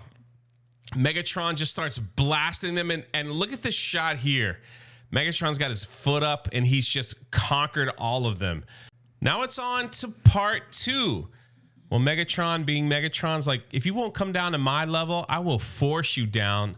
And then he transforms in his tank mode. He starts shooting the platform, and they tell him, you know, your alternate mode is impressive, but you could be so much more like me. And then he turns into this giant dragon. I don't even know how to pronounce that, but that's who Megatron has to fight. And it didn't take long because Megatron just gets flattened and destroyed. And then you hear a voice saying, again, Megatron wakes up and he's like, what is going on? And you can see where it says the second trial. They say, failure is not an option. You heard me. Prepare yourself for battle. Out comes the Sharkticons again. And so Megatron is fighting. You can see this awesome scene where he screams like, no, you know? And he's like, you're going to return me to my home. He's just defiant to the end. And they're like, continue the fight. Then comes this dragon. They're like, prove yourself. And nope, Megatron dies again. And you could see this repeats. This says the third trial. Well, again, the 10th trial. Gets to the dinosaur, the dragon, excuse me, dies again. They're like, again, the 300th trial, the 400th trial. Megatron is trying everything. Here's a shot of his head being popped off, you know? And he's like, please, every time it's the same nightmare. The 500th trial, he goes, I just can't go on. How many times has it been? And they said, not enough. He's like, what do you mean? This is not only a trial, it's a lesson. My master has asked me to show you how small you really are. Well, that triggers Megatron again. He's like, man, I'm not small. Go through the trial. He gets smacked again. And you can just see Megatron failing and failing and failing until finally you see a voice that says, stop. He says, what? My master has come. You declare your trial is finished. And Megatron's like, I don't know, man. He's like, he doesn't know what to say. He can barely talk. He just says like, He goes, this allowed us to enslave you, to keep you here. This matrix is the dark equal to the ones of the Prime. So if you know like Optimus Prime, he's a Prime. He has the Matrix inside of him that gives him wisdom from the ancestors. Well, apparently in this Transformers world, there's an evil one that does the same thing. So they open it up, they blast Megatron, and you can see him screaming, you know? And he's just like, you're going to be more powerful than you ever could imagine. A form that will allow you to control others, whomever it uses. And he looks down and says, congratulations on your new gift. And there's the gun. Megatron transforms into his gun mode. A voice from above says, pick it up. The Quintesson's like, but my master, I don't want to touch it. See, now this goes back to the Starscream origin. When Megatron was like, I'm going to transform my gun mode and I need you to hold it. And it seems like that possessed Starscream and just drove him into madness. And that is why he is the way he is. Just crazy. And it's all because of this power that Megatron has. Well, the voice from above asked him to pick up the gun mode. And as soon as he picks it up, Megatron knows that he can control this guy. He's like, Megatron, no, not my body, not my precious. And Megatron says, how does it feel to be a slave now that the tables have turned? Pulls the trigger and that dragon just explodes into nothing. The next page says, this was not only a trial, it was a lesson. And when you first came to me, you were nothing, but no more. With this new power, you can finally take control. You could finally lead Cybertron to a new glorious dawn. You can see at the end here, there's Starscream holding the gun of Megatron. And that is the end of this issue. So we got a little origin of Megatron and the power that he has. And maybe this is why Optimus Prime is dealing with stuff, because he's got a piece of Megatron attached to him. But look at these awesome covers that we have here. I always love showing off the covers. That if there's any particular one that you love that you want to pick up. Sadly, no Starscream cover, but a lot of Megatron. And hopefully in the next issue, we get to the fight. We're waiting for that Optimus Prime versus Megatron. Thank you guys for watching these videos. I know they don't get the views that the other videos used to get, but I really love making them. And for those that are enjoying them, just let me know in the comment section below. Jay, I'm enjoying them. Just that's the secret word. Jay, I'm enjoying them. I really appreciate it. I really appreciate it. It was hard to change the channel over all those years of Star Wars. I'm not in the Transformers algorithm yet. It could take another month or two. But for those that have been subscribed and that are enjoying this, thank you. And those that are like, this isn't for me, I'm going to go somewhere else. I totally get it. I totally understand. But here we are. Until the next one. Transformers issue number 20. And look at this cover. You have Megatron towering over a scared Starscream. This is quite the issue. Let's get into it. We are back in Seattle. Last issue, we had like an origin story for Megatron, but he has returned. He's missing an arm. He's missing his eyes. He's not at 100%, but he's kind of stopped the civil war between the Decepticons, and he's about to take his leadership role yet again. Soundwave says the Autobots are getting away, and Megatron's like, just let him go for now. We got some other stuff to do. And immediately, Astro Train in his train form smashes Megatron. Remember, leading up to this issue, all Astro Train wanted to do was fight and kill Megatron. Soundwave is running to help Megatron, and Megatron's like, nah, Soundwave, it's all good. He challenged me to a fight. That's how we do things around here. You could see like the wrecker ball like come out of Megatron. Prime's got the axe. It's so cool that they're using this. Astro Train kicks him in the face, punches him, and Megatron's like, is that really it? That's all you got, Astro Train? Now it's my turn. Knees him. Megatron's only got one arm. Knocks him down, and he just calls him weak and naive. Naive to think that there is justice in your life. Picks him up with one arm and throws him overboard. This whole issue just shows the power of Megatron, right? And why he's the leader. He's like, there's no justice here for you. There's only strength.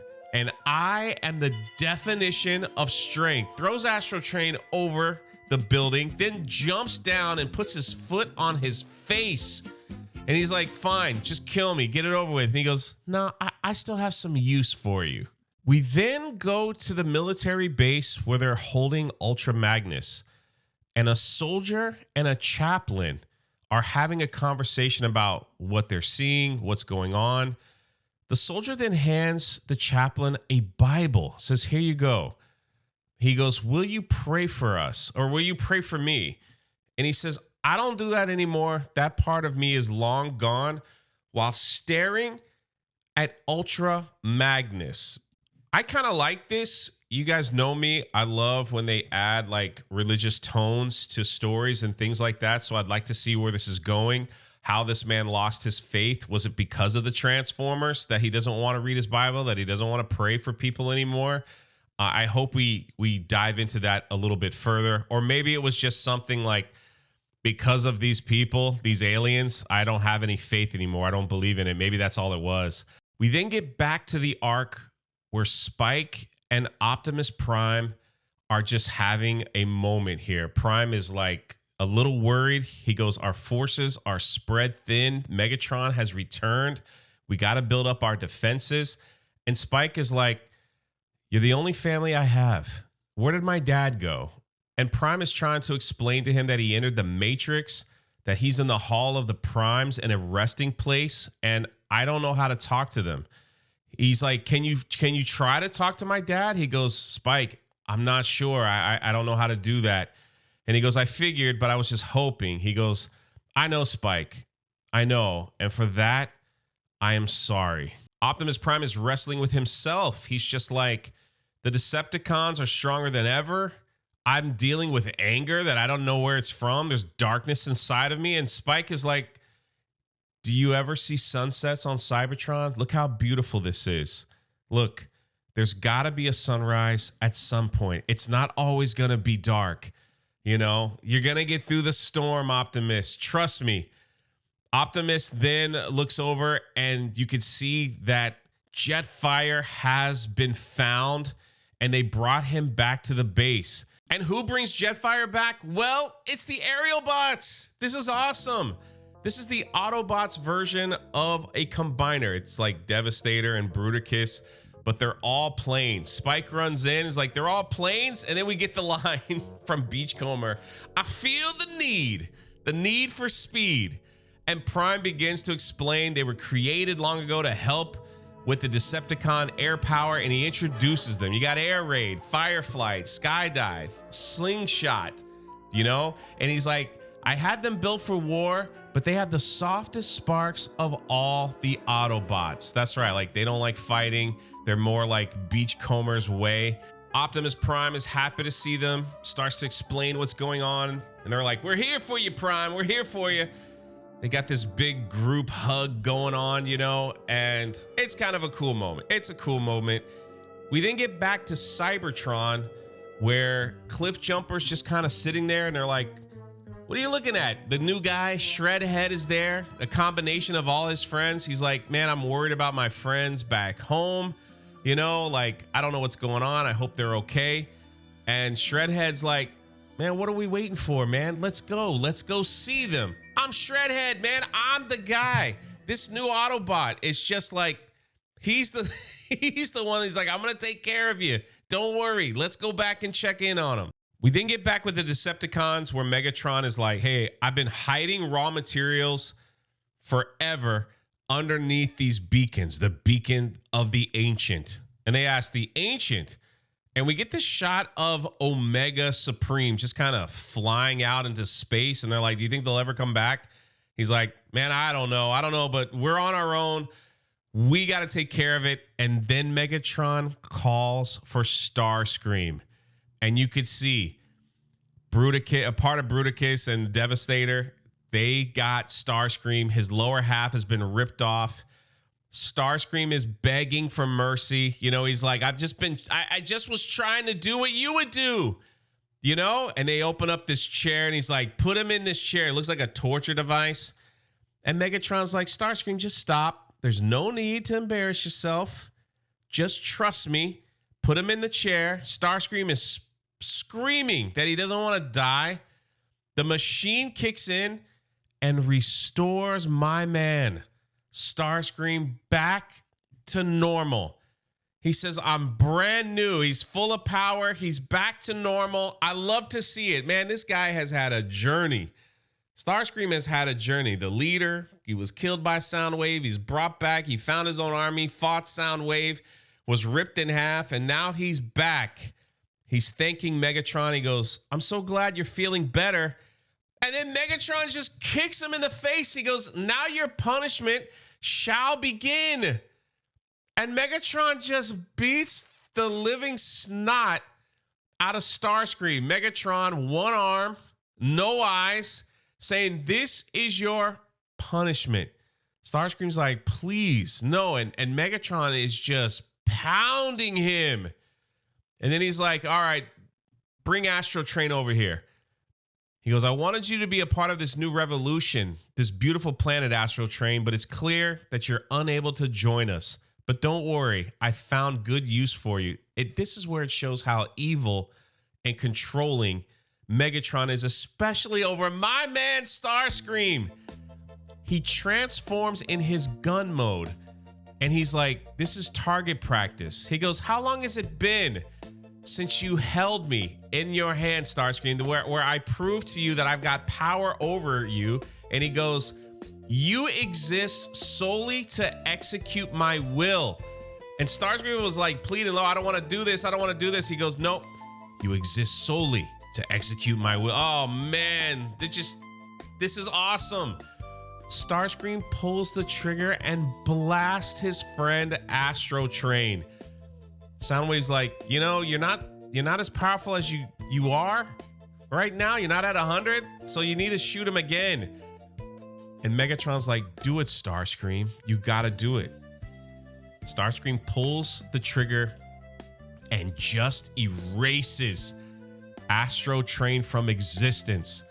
Megatron then says, prepare yourselves, Autobots. I'm coming to make myself whole. Oh my goodness. Megatron, Starscream. The relationship is back. He keeps Starscream around as like his number 2 for some reason. You know, I guess because he understands how important Starscream is. Maybe because he could just constantly bully him, control him. Maybe he knows that Starscream will do whatever he says, even though the entire time Starscream's just like, I want to lead. I want to be the leader. But for some reason, this is such a unique relationship. That's why I love it. I love it. And what do you guys think? Look at these awesome covers. As I give you my thought, these things just get better and better. And I can't wait to get to the next one because the Autobots are not doing well. And Megatron is back. This issue just clearly showed how powerful Megatron is. So I guess he's coming back to rip that arm off Optimus Prime and get that back. He's got Starscream back as his executioner. Soundwave is there. It's going to be ugly. It's going to be ugly. And I can't wait. I'm here for it. Anyway, this is Jay. Make sure you get your Prime shirt from Nineline, and we'll see you in the next one. Transformers issue number 21. This is the Autobot Optimus Prime beatdown issue. You're going to be shocked what you see in here. Megatron is back, and he has declared war, and he ain't stopping. He ain't putting his foot off the gas. But look at this cover. This is our Cybertron gang. You got Shreadhead. Look at that sword, man. Alita 1 and Cliffjumper. The issue picks up with Ultra Magnus, and it's in an undisclosed location with Doc. And I completely missed the G.I. Joe connection in the last issue. So shout out to all of you in the comment section for correcting me. That's why I love this community, and I love all you guys for watching this video. He's reading the Bible, and Magnus is like, what are you reading? He's like, it's something that makes me feel, well, it used to make me feel safe in the face of things too big to comprehend. And Magnus is like, Like me? Are you talking about me? And of course, he asks, what are you going to do to me? Doc is immediately interrupted by the powers that be, General Flag. And they're pretty much saying, this is above your pay grade. Don't worry about what we're going to do. They bring in some kind of machine. And gosh, Ultra Magnus, it seems like his entire time here has been nothing but capture and torture. This guy's got to get a redemption arc. I don't know when that's going to happen. But then we bounce back to Cybertron just to check on everybody and see what they're doing. And it looks like Alita 1 is trying to open the portal.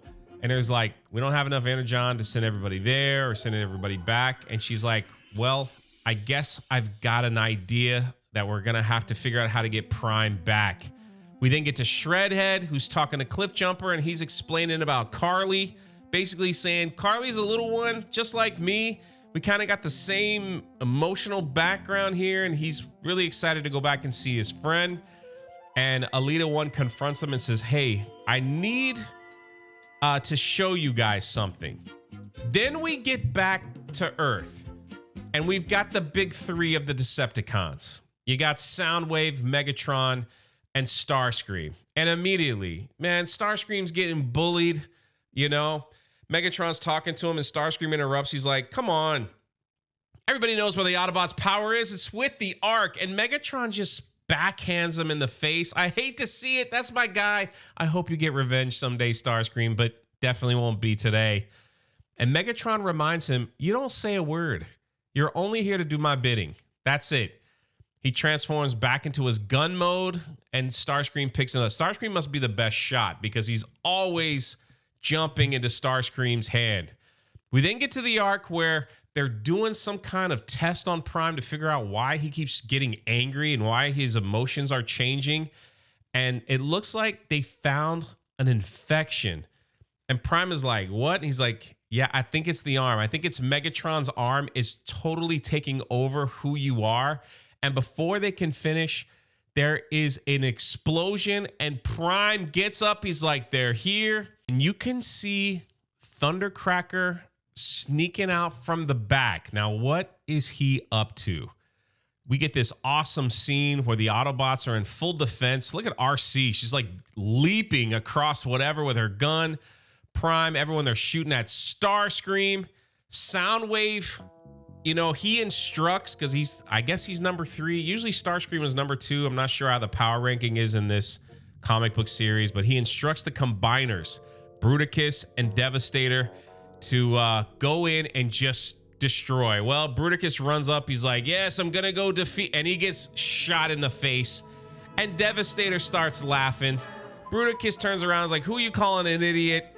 And they start fighting it again to see who's the best combiner. And Soundwave has lost control. He's like, hey, will you just focus on it? Too late. They're fighting. Thundercracker is now in the Ark while everybody's out there. And he sees his brother. And that has been his journey from day one to get his brother back, Skywarp, and they can be together. So he goes into the Ark while everyone's distracted and he pulls some kind of lever. And while everyone's fighting, they turn around and see the Ark and it just magically disappears. And no one knows what happened. The Autobots all fall. Megatron's got to talk to the Combiner saying, hey, will you guys stop? Will you guys knock it off? Now's the time. The Autobots are beaten. Just get over there and pound them. You could see like Prime and all of them, they're all just laying on the ground.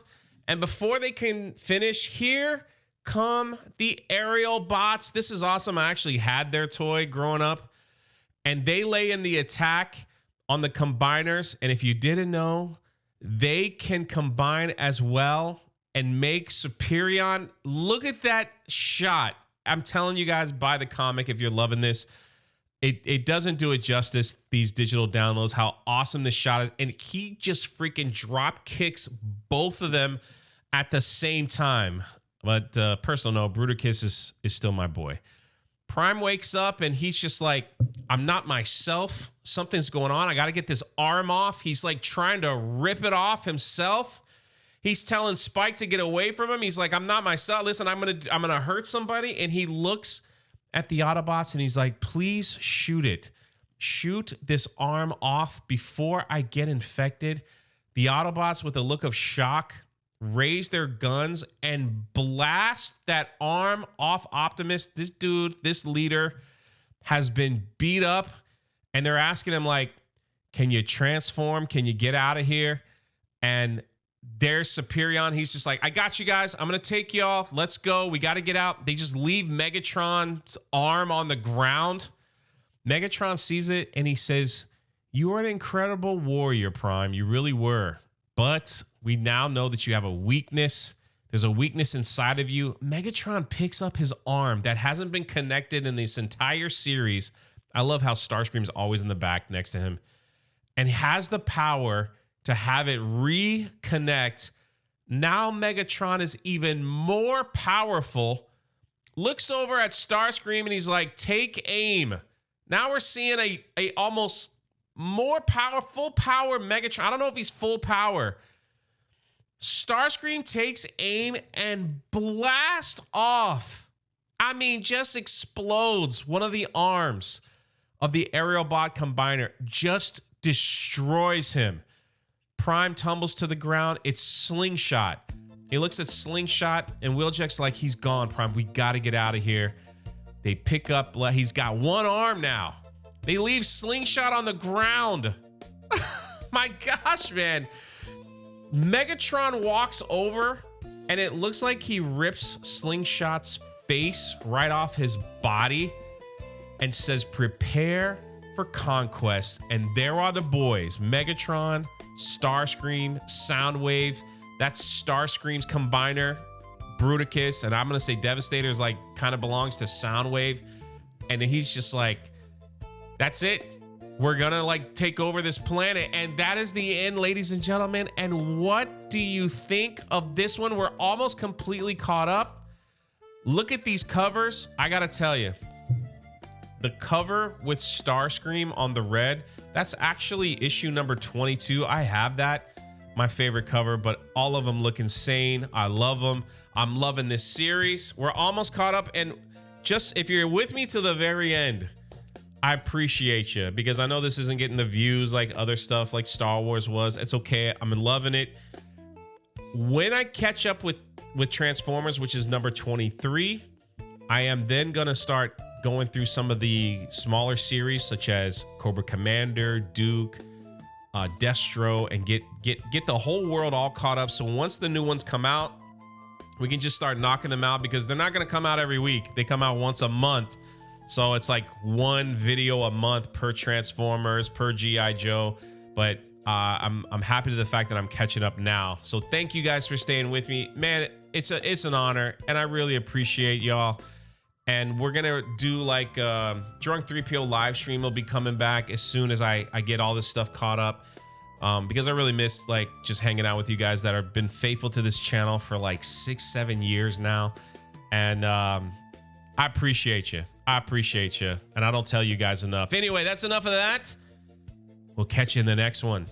Transformers number 22. And look at that cover. My man Starscream laughing at the soldier, so you know something's going down. Not my favorite cover of the 22 issue, but it's pretty good. The issue begins with the aerial bots combiner. Remember in the last battle, arm was blown off, Slingshot is dead, and the Decepticons are just like dominating. Like the Autobots literally have no offense at this point. He's like, I'm wounded, I must land. There's a crash landing. Everybody's out of power. They are on the brink of losing this entire thing. Optimus Prime just can't even move. Then all of a sudden, a convoy shows up, says, finally, we found him. He goes, we don't mean you no harm, says Wheeljack.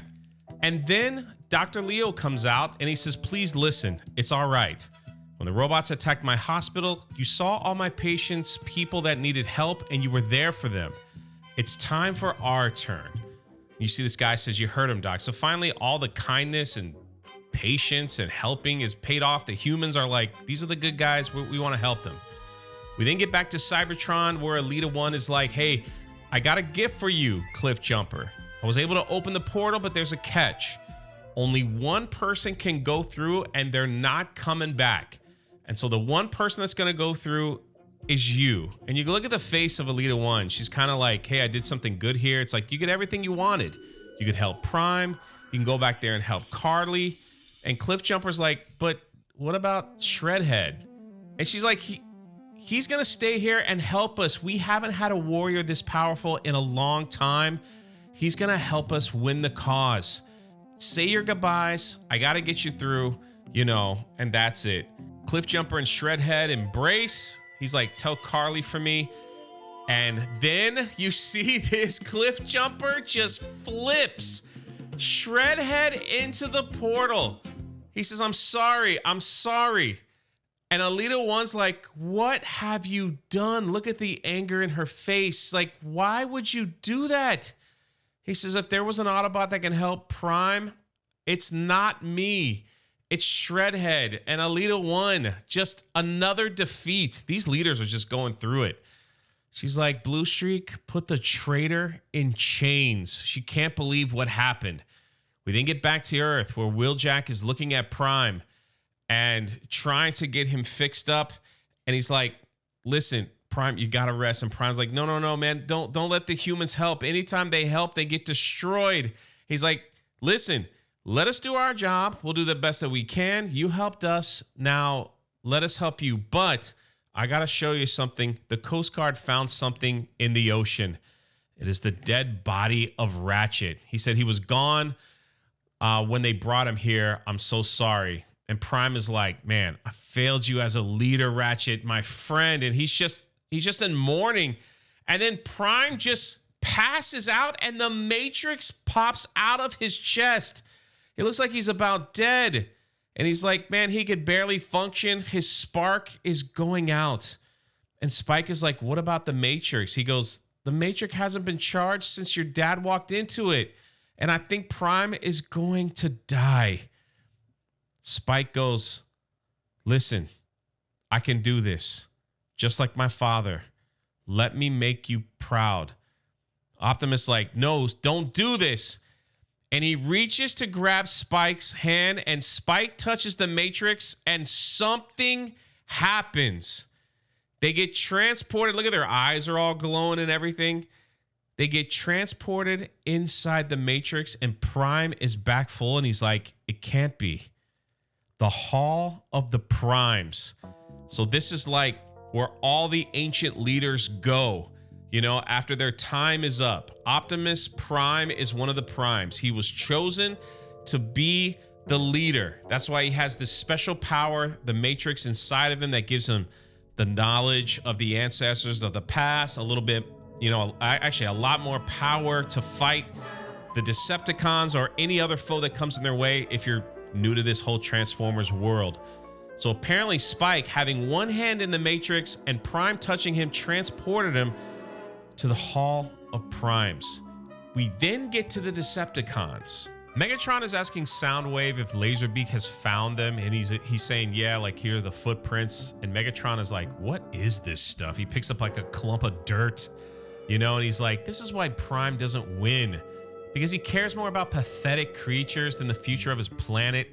And Soundwave's like, foolish gesture, you know, and Megatron's just like, he's just thinking out loud. He's like, do not mistake my words, Soundwave. Even I can see how amazing this planet is.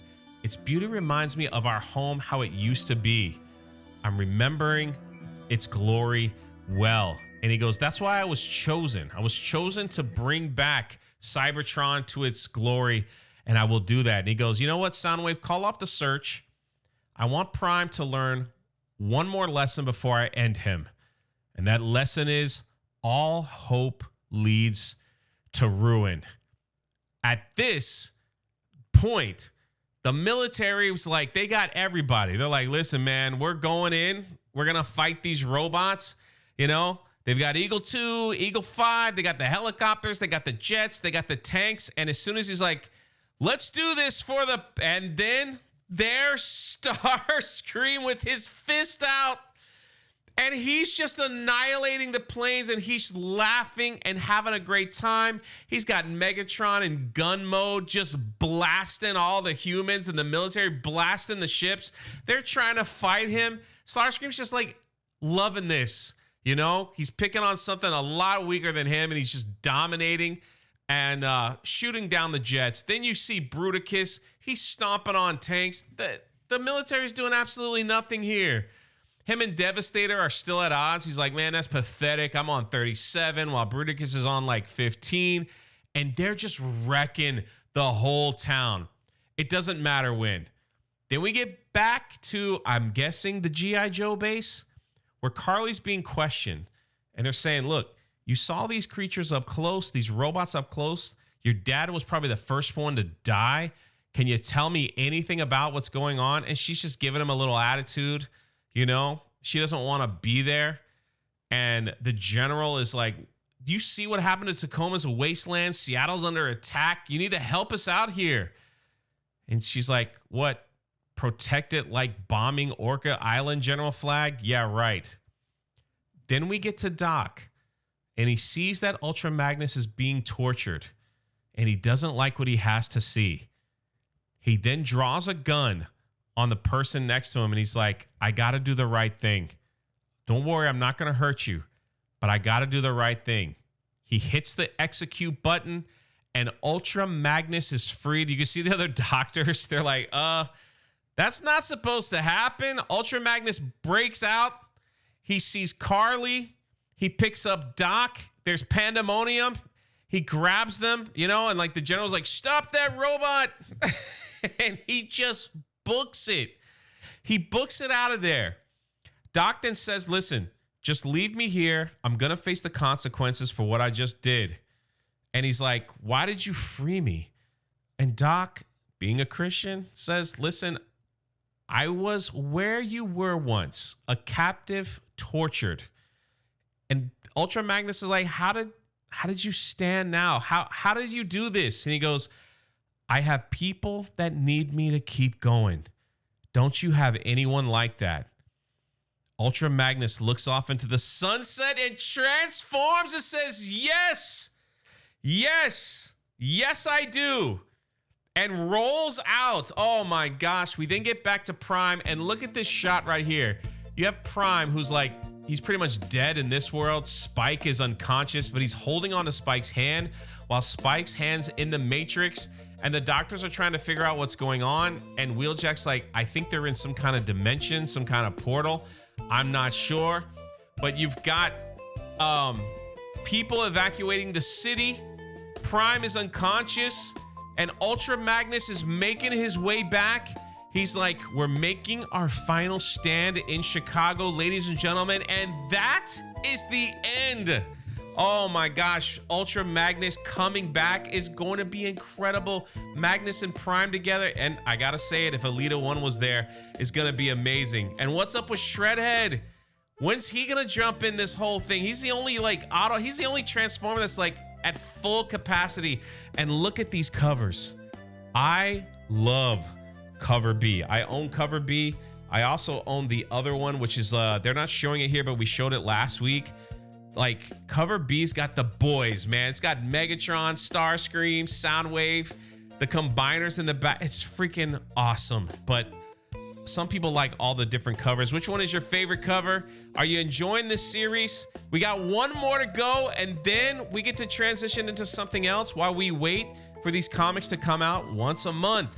So get ready for a lot of awesome other things coming to the channel with this universe. Anyway, this is Jay. We'll catch you in the next one. Transformers issue number 23. We only have one more issue to go to close out this storyline. And then they're going to start something new, something different. Are they going to continue? Nobody knows. But we got one more after this. And sadly, it doesn't come out till September 9th, September 10th to conclude this story. I want to personally thank all of you who have joined me on this journey. I know this is not normal on my channel. All right, enough. Stop talking, Jay. We want to know what's going on. Get into it. Let's go. The issue picks up at the bottom of the ocean where Shreadhead walks through the portal.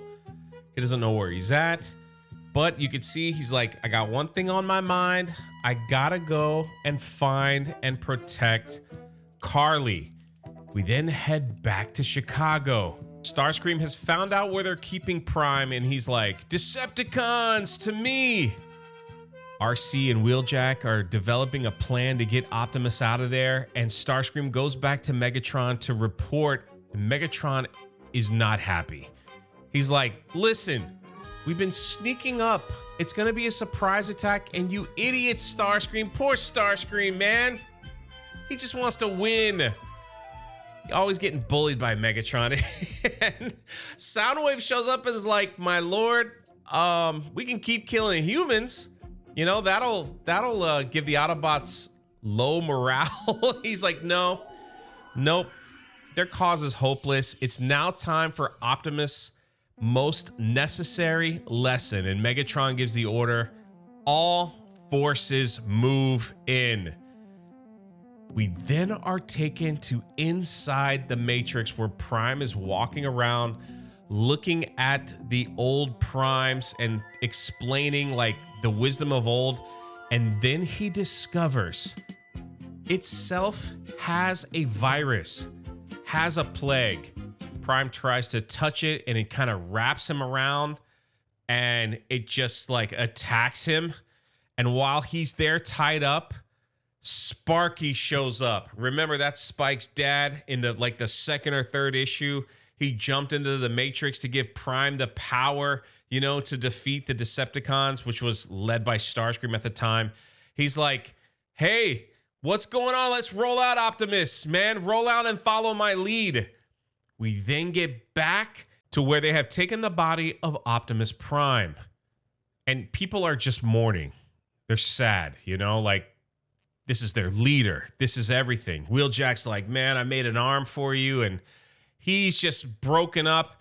And then the doctor comes in with the humans and he goes, these are refugees over here. And they all want to pay their respect. And one by one, they came in to thank Optimus Prime for saving their lives with their children and everything. And it is such a cool moment, and I am so glad they put this in the comic book. But then enters Ultra Magnus, and he's there with Carly, and they're happy to see him. Megatron gives the orders to finish and just wipe the Autobots off, you know, completely. But he wants to keep Prime alive for some reason to teach him one last lesson. And Ultra Magnus gives the speech that everyone needs to hear. He looks over the body of Optimus Prime and says this: ever since I knew of Optimus, I wanted to be just like him. But that was always impossible. I'm strong on the outside, but on the inside, I don't know how to be strong. I don't know how to be a leader. I don't know how to be brave, but I know how to die. I can die for his dream of a better world. Man, and people are getting charged. I'm getting charged up. Ultra Magnus stands with sword in hand and was like, we can all die protecting the one who has been strong for us for so many years.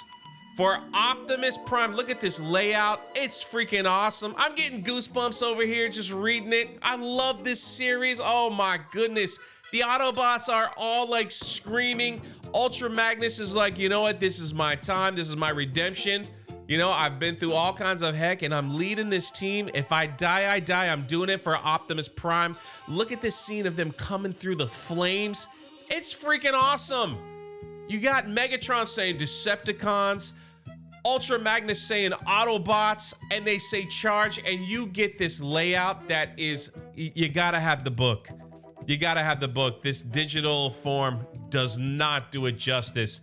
You get this one picture of the Decepticons. Everyone's in there. Then you go to the other one and you see the Autobots, and like in the book when it folds open, it's freaking awesome. You get RC. She goes right after Soundwave. Rumble goes after Wheeljack.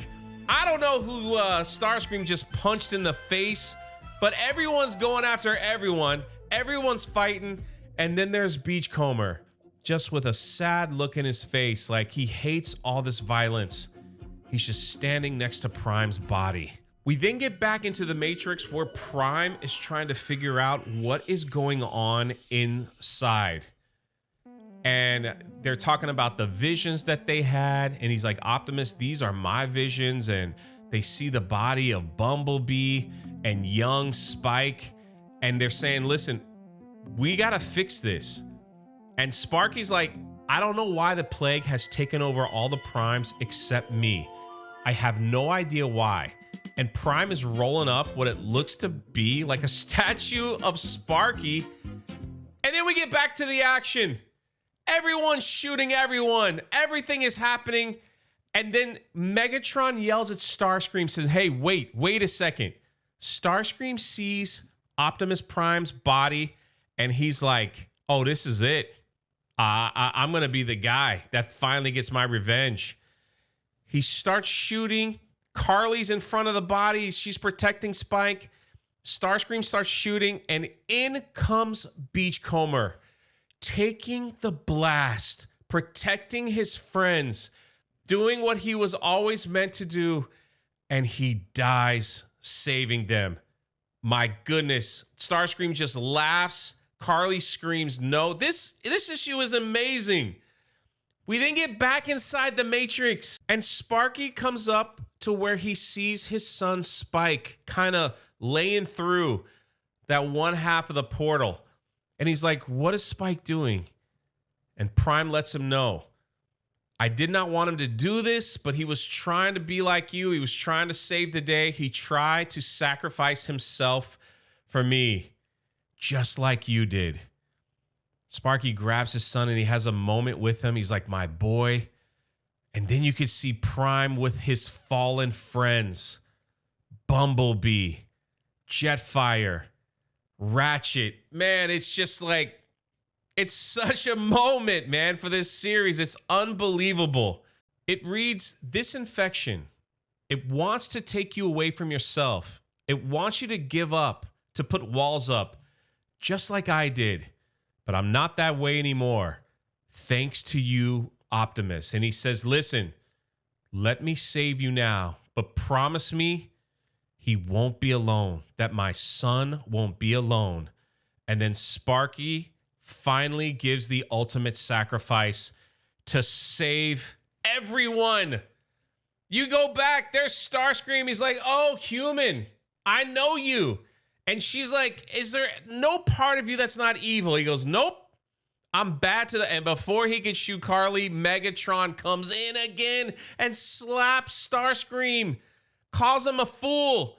He goes, I told you. Look at the rage in Megatron just pounding him. He's like, I told you to wait. I told you I have deeper plans than this.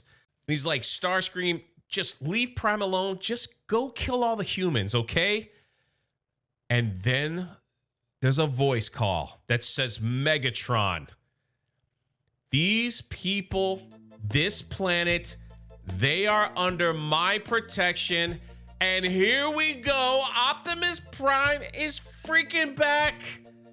Megatron's like, everybody stand back. Stand back, Starscream. This is between the two leaders. Megatron removes his gun. And here we go, ladies and gentlemen. If you know, you know. Prime says the line. He says the thing. He says it. He goes, one shall stand and one shall fall. And that is the end. Oh my goodness. We got one more issue left to complete this story. What are they going to do? We got to wait till September. We got to wait. I don't know, man. It's been so good. I'm nervous about the next guy they're bringing in to kick off issue 25. I'm a little nervous, but I mean, so far this has been awesome. It's been awesome, and I can't wait to finish out this story. I'll probably put every single video together and make one massive long story from 1 to 24. Look at these covers. I love cover B. Cover A is, I might have to get that one graded. Cover A is fantastic. I love cover B as well. My hat's off to you guys. This series has been fantastic, but what do you think? Let me know your thoughts in the comment section below. Sorry, everyone. We gotta wait till September to conclude the story. Transformers issue number 24. This is it. This is the end of the Daniel Warren Johnson series. You've been with me from number 1. We're at 24. 25 kicks off a brand new story with new writers and artists, things like that. And this is it. Everything that we've been through comes to this moment. Look at this cover. Optimus Prime versus Megatron. This is a doozy. Let's get into it. The issue begins with Optimus Prime and Megatron locked in battle. If you remember in the last issue, Ultra Magnus returns. Prime looked like he was dead, but he was actually in the Matrix. And Ultra Magnus rallied the troops. They're out fighting the Decepticons. Prime gets a spark from Spikey. You know, he comes back. He gets his arm put back on. And they have a showdown, and it begins. It begins. It is nothing but fighting, punching. Look at that. Prime is punching him. Megatron is kicking him. It's going back and forth. Prime's not backing down.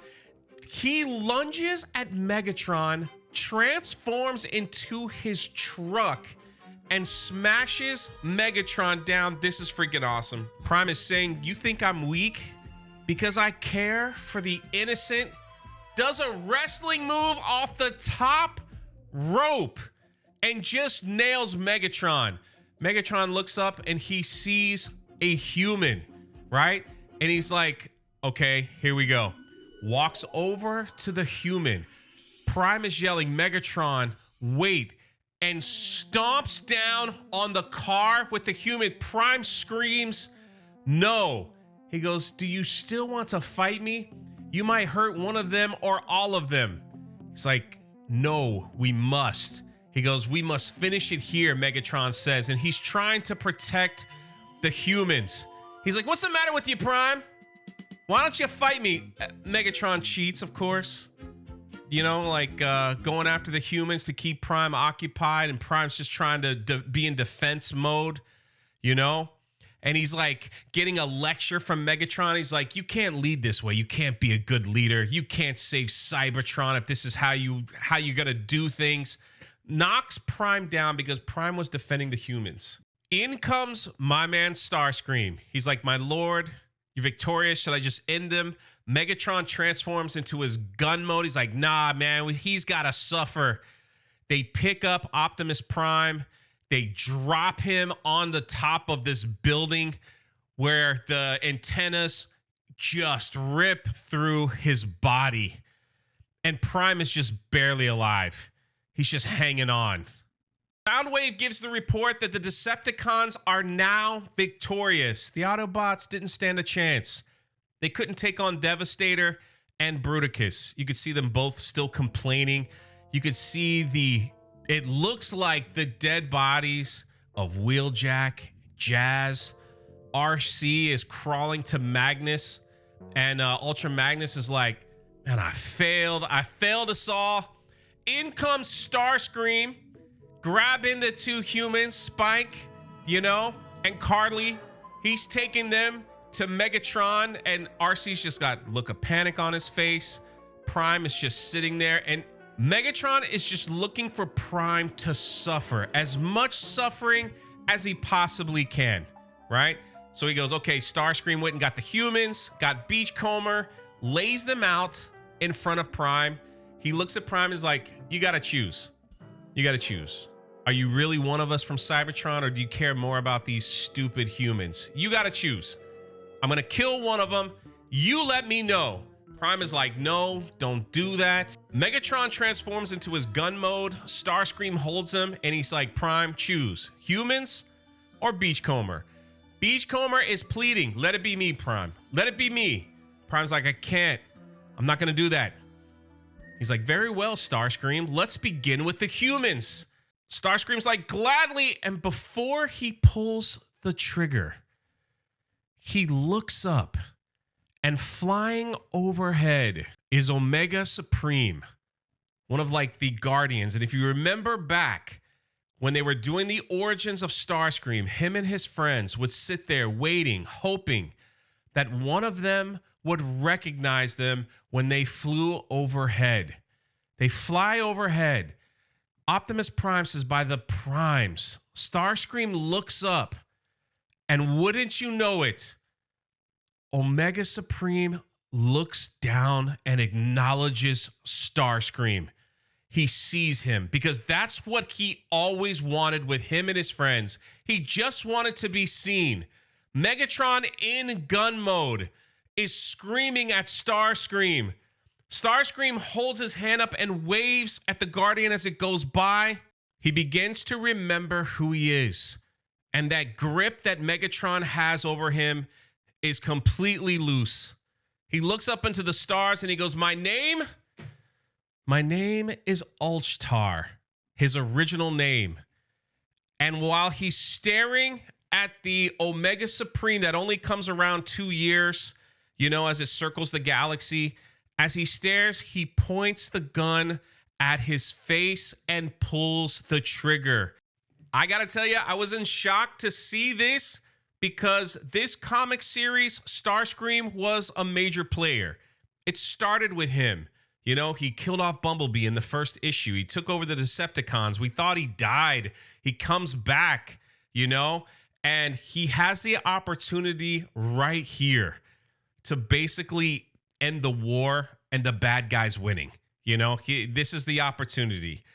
And he has this vision and he sees Omega Supreme and he remembers who he is, and he doesn't want to be Starscream anymore. He doesn't want Megatron to control him anymore.